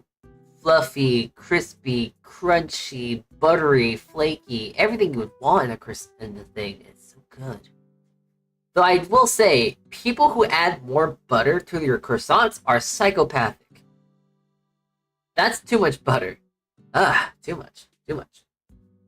Hi, Marker. Hello. Welcome in. Marker TF2, more like fan of war. TF2. Because that's a weapon in TF2 that marks people for death. Marker. Getting marked. Aha, it's funny. Anyways. But, yeah. This was a very nice loaf of bread. It looks very good. It smells great. It's light. So, yeah. I ever eat bread for the entire month for breakfast. It is weird for me. I am full by eating bread, but not as full as when I eat rice. Well, not to be presumptuous, but I presume that your bread is not like the European breads or the American breads. American bread is one thing, because American bread will be very highly processed and isn't really good for you. But if we're talking more of the European breads that are baked correctly and have nice long fermentations and are nice and airy and have lots of love and care put into that bread, that kind of bread you can eat. You can eat lots of. I know for a definite fact, when my school made bread, they made at least a foot long, which is like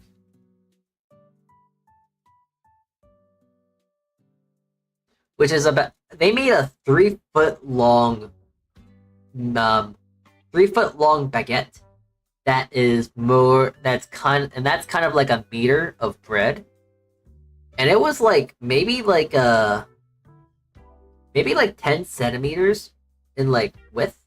It was a really, really big baguette. But the beauty of it, since it was nicely fermented and it had so much resting time and this and that, the flavor, and it was so light that you end up eating the entire baguette.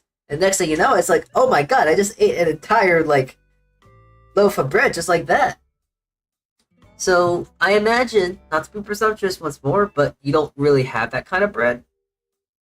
And if I were to be even more presumptuous, if you eat bread that is more or less in Asian countries, from my knowledge, they don't really have much of a bread culture in comparison to Europe, because it's not really embedded into the history there.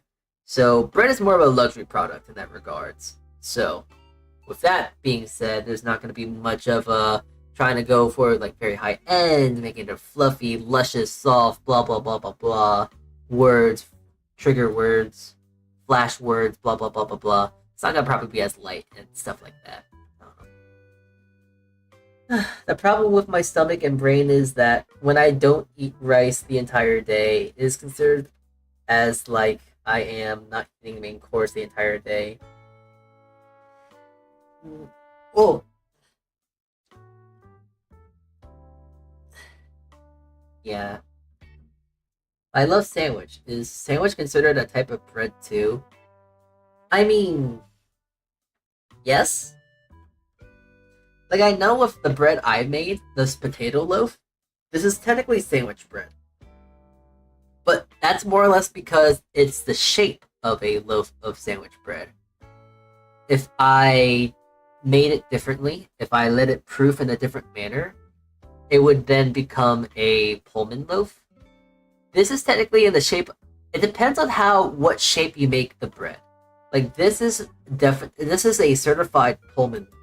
This is a certified, dignified, bona fide loaf of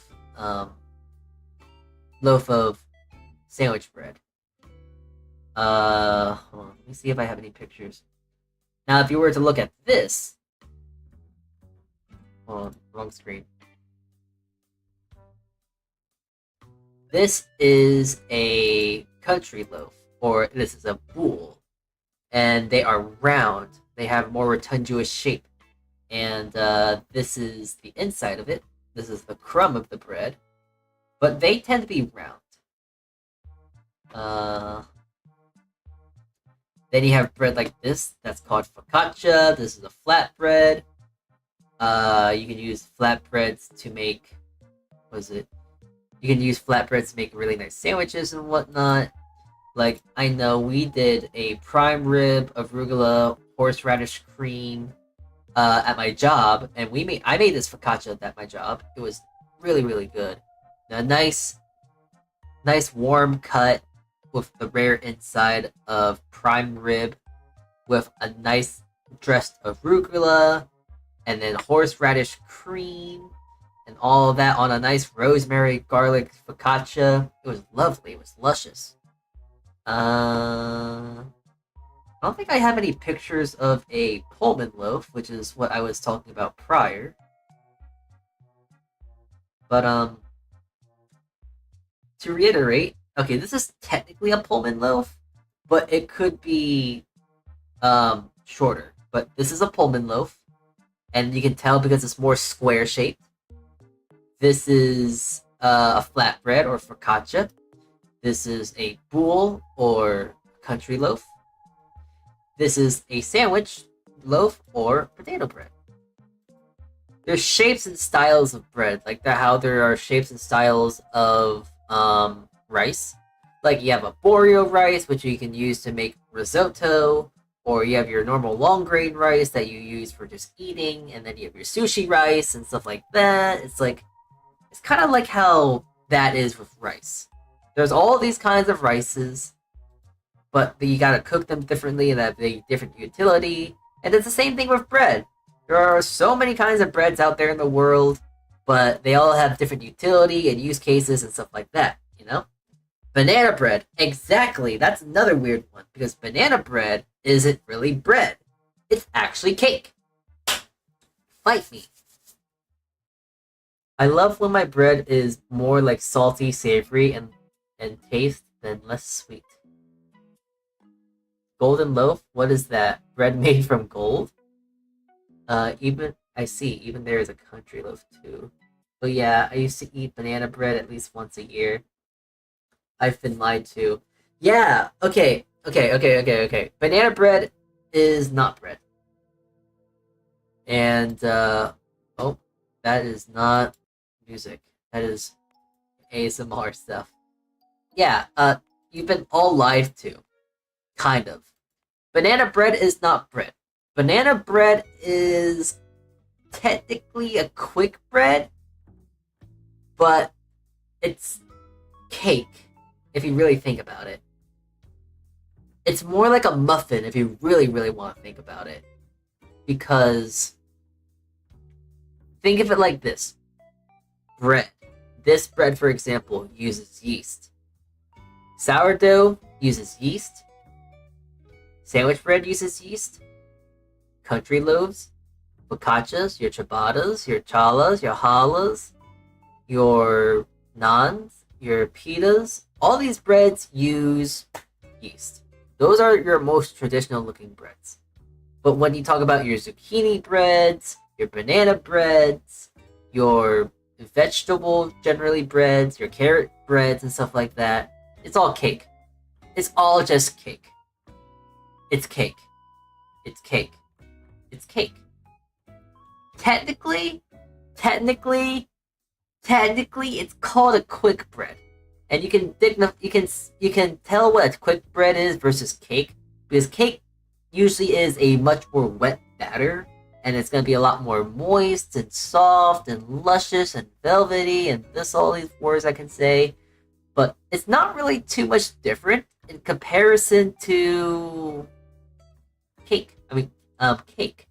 But to give you a more honest thing about what banana bread is, it's more of a muffin, if you really think about it. Because if I got banana bread and I cooked it into a muffin tin, you're gonna get a banana muffin.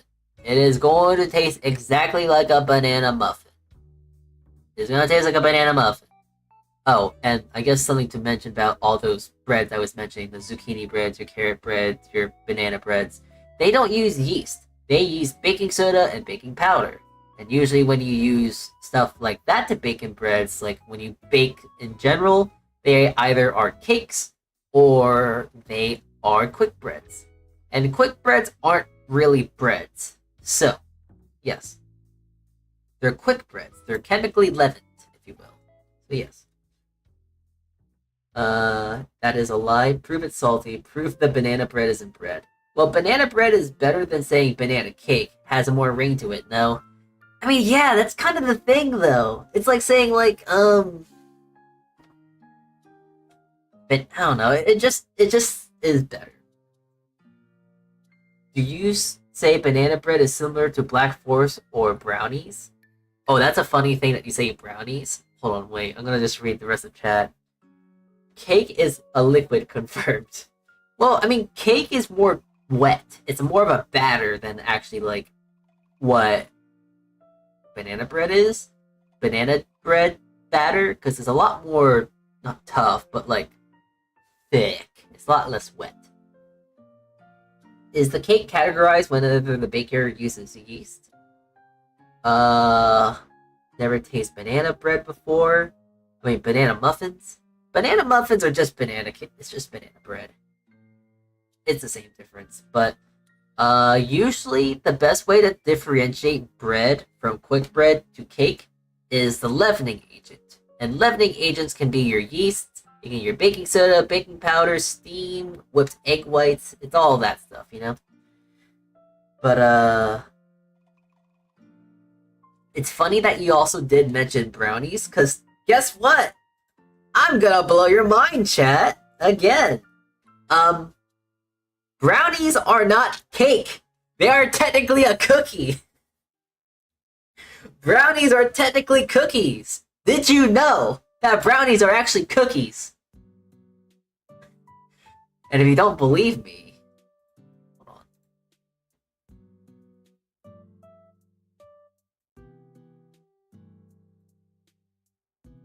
Here is the Google definition, if you do not believe me. By definition, a brownie is a cookie. More specifically, a bar cookie. A piece of cake is eaten with a fork. A cookie is a finger food. Brownies are made in a pan, cut into individual portions, and most often eaten by hands, not forks, placing them squarely in the cookie camp. So, I hope you now realize that when you eat a brownie, you're eating a cookie. Is brownie is a cookie? What the holy world am I living in now? You're living in a world of cookies. So, like, brownies, they're cookies. They're cookies. You've been lied to. Oh, you don't want to even... Since we're talking about... Since we're in this camp of food again... Hold on. Next thing you'll tell us is ice cream is actually a liquid. Actually, on the contrary...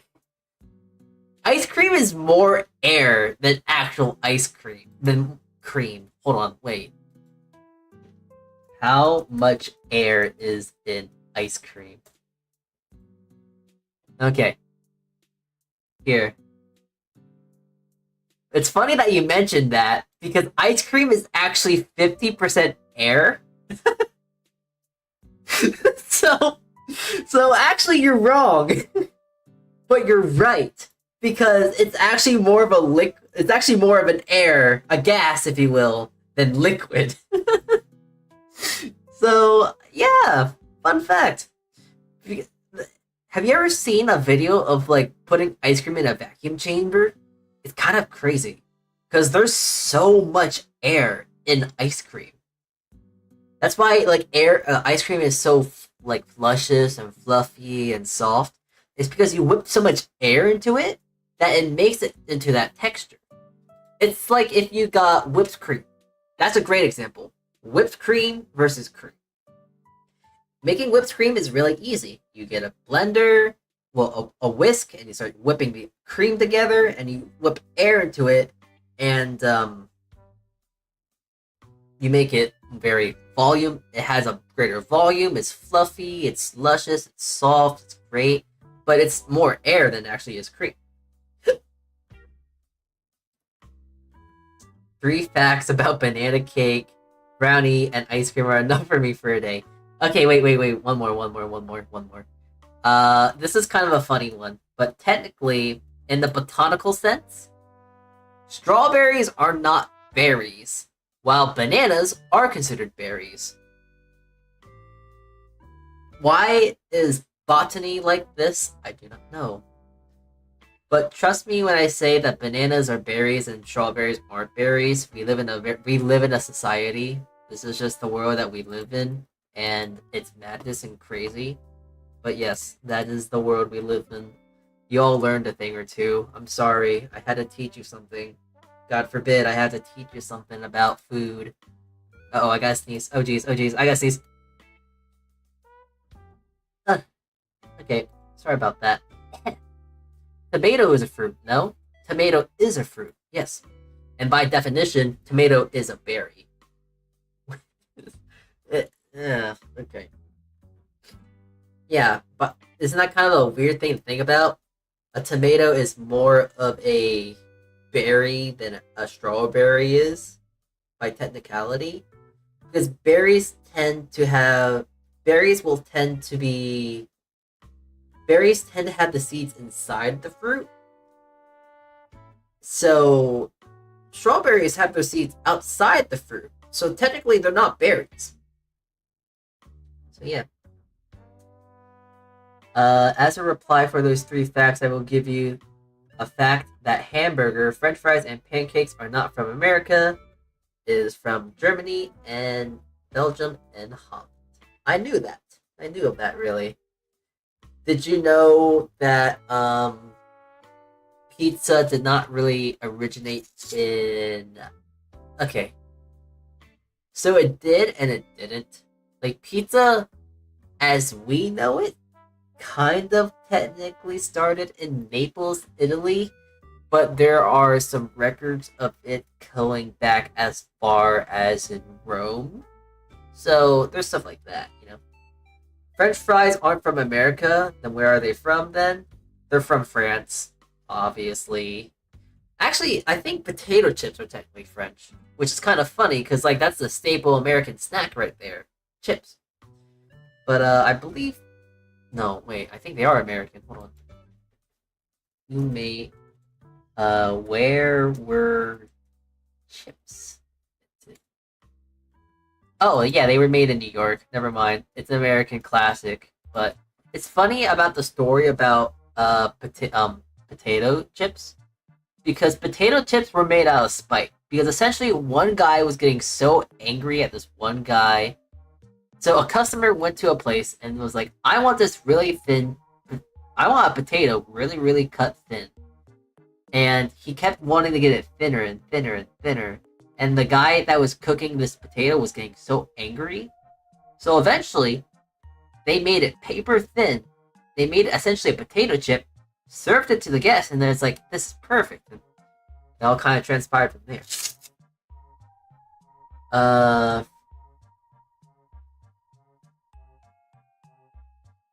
We are still talking about food, right? Not trying to who is the smartest in this live chat. No, we're not. I mean, we are technically talking about food.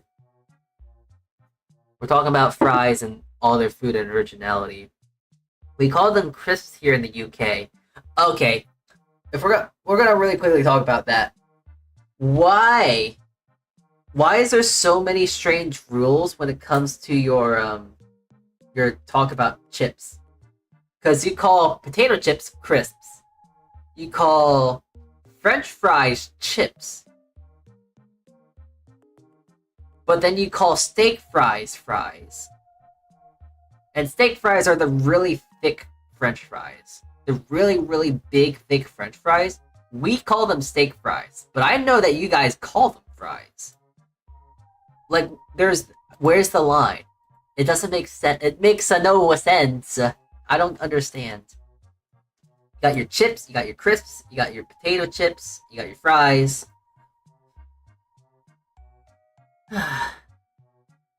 French toast is not French. The recipe originally from the Byzantine Empire. I'm pretty sure that French toast actually... Okay, so French toast technically did start... So French toast is actually American, I think. Like, I think there were records of French toast in that regard from a long, long time ago. But French toast, the name being coined, that is technically American. Because it's funny, because an American guy made French toast French. Okay, so an American guy with their last name was French, and they named a French toast after them. So it's like French toast. Wow. It was named after a guy whose last name was French. Not like a French last name. Their last name was literally just French. And they named it Bred. He named the toast after themselves. French toast. So yeah. Heading out now. Good luck with the stream, friend. Alright. See you later. See you later, that guy. Hope you have a good one. Bye bye bye.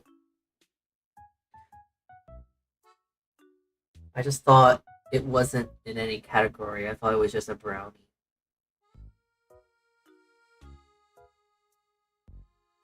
Well, technically brownies are their own things. There's 5 kinds of cookies. There's 5 specifications of cookies. There are your normal cookies, then your icebox cookies, your bar cookies, your stamped cookies, And hold on, wait.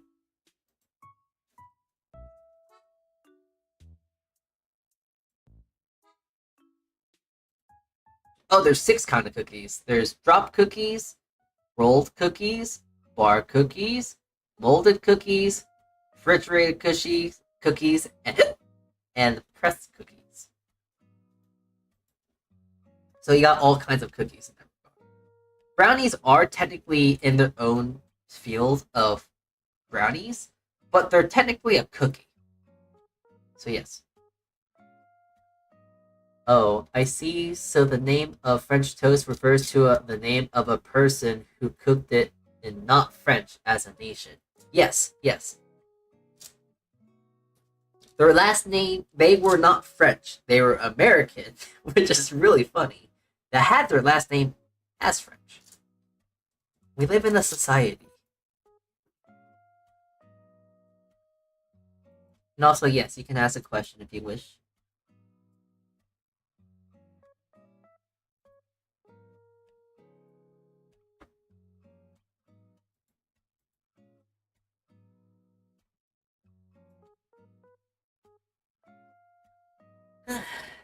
Might be the last question.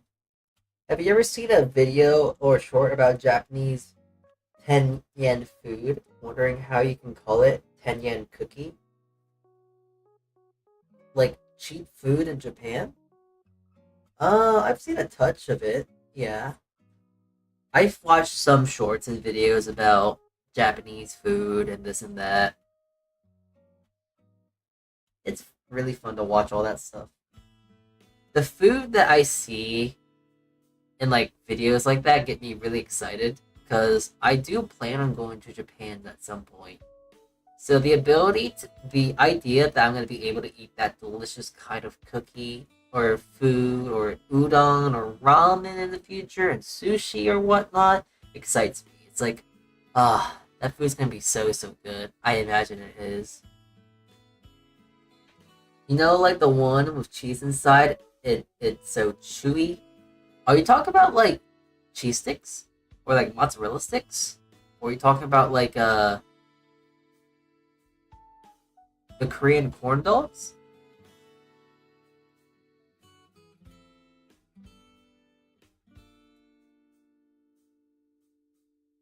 I haven't seen that before though. Oh wait.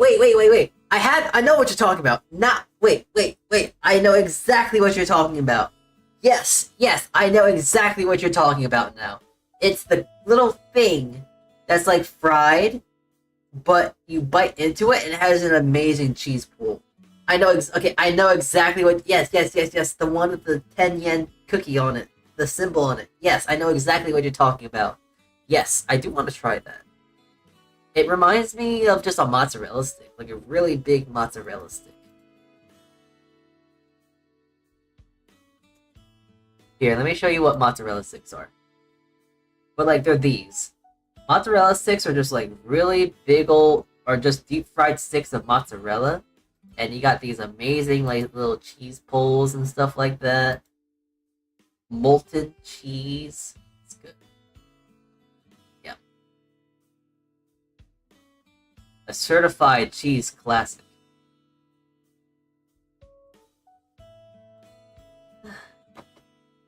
I just confused to call it. It's not a cookie for me, I guess, because it is too fluffy. When I say 10 yen cake, it is not cake. It's more like pancake to me. It does more like a pancake, does it not? But I imagine if anything, it's probably more of like a deep fried cheese ordeal. It's a fried cheese. It's fried cheese.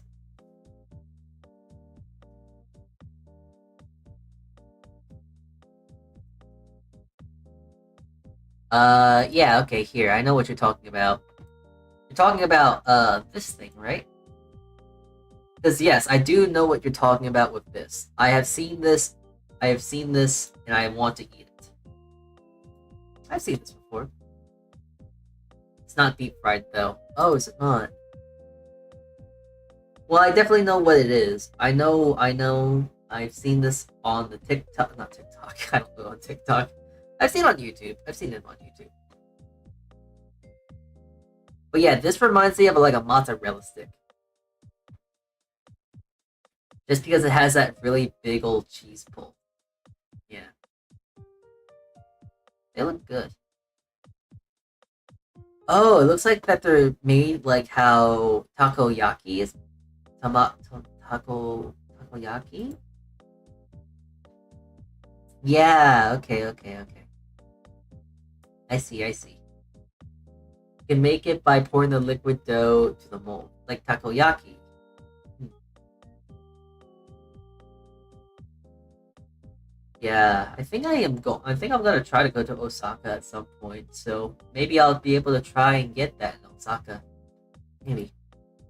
It just looks so much fun to eat. It just seems like a very fun stretch and cheese pull. Okay, well, hayaki, takoyaki.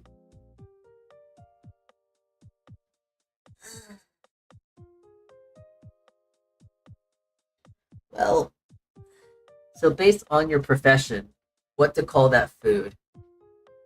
A cheese pancake, I guess. If it's a lot like taiyaki and takoyaki, I think it's gonna be more categorized as like a pancake ordeal, which I guess you could say technically is a cake. So I guess it's more of a cake in that regard. It's more of a cake than anything else. So yes, more of a cake, more of a cake. It's gonna be more like a cake, like a pancake, because takoyaki, to my understanding, is very much like a pancake from my knowledge. I've had a takoyaki, not taco, taiyaki. Sorry, I have a taiyaki before over around where I live.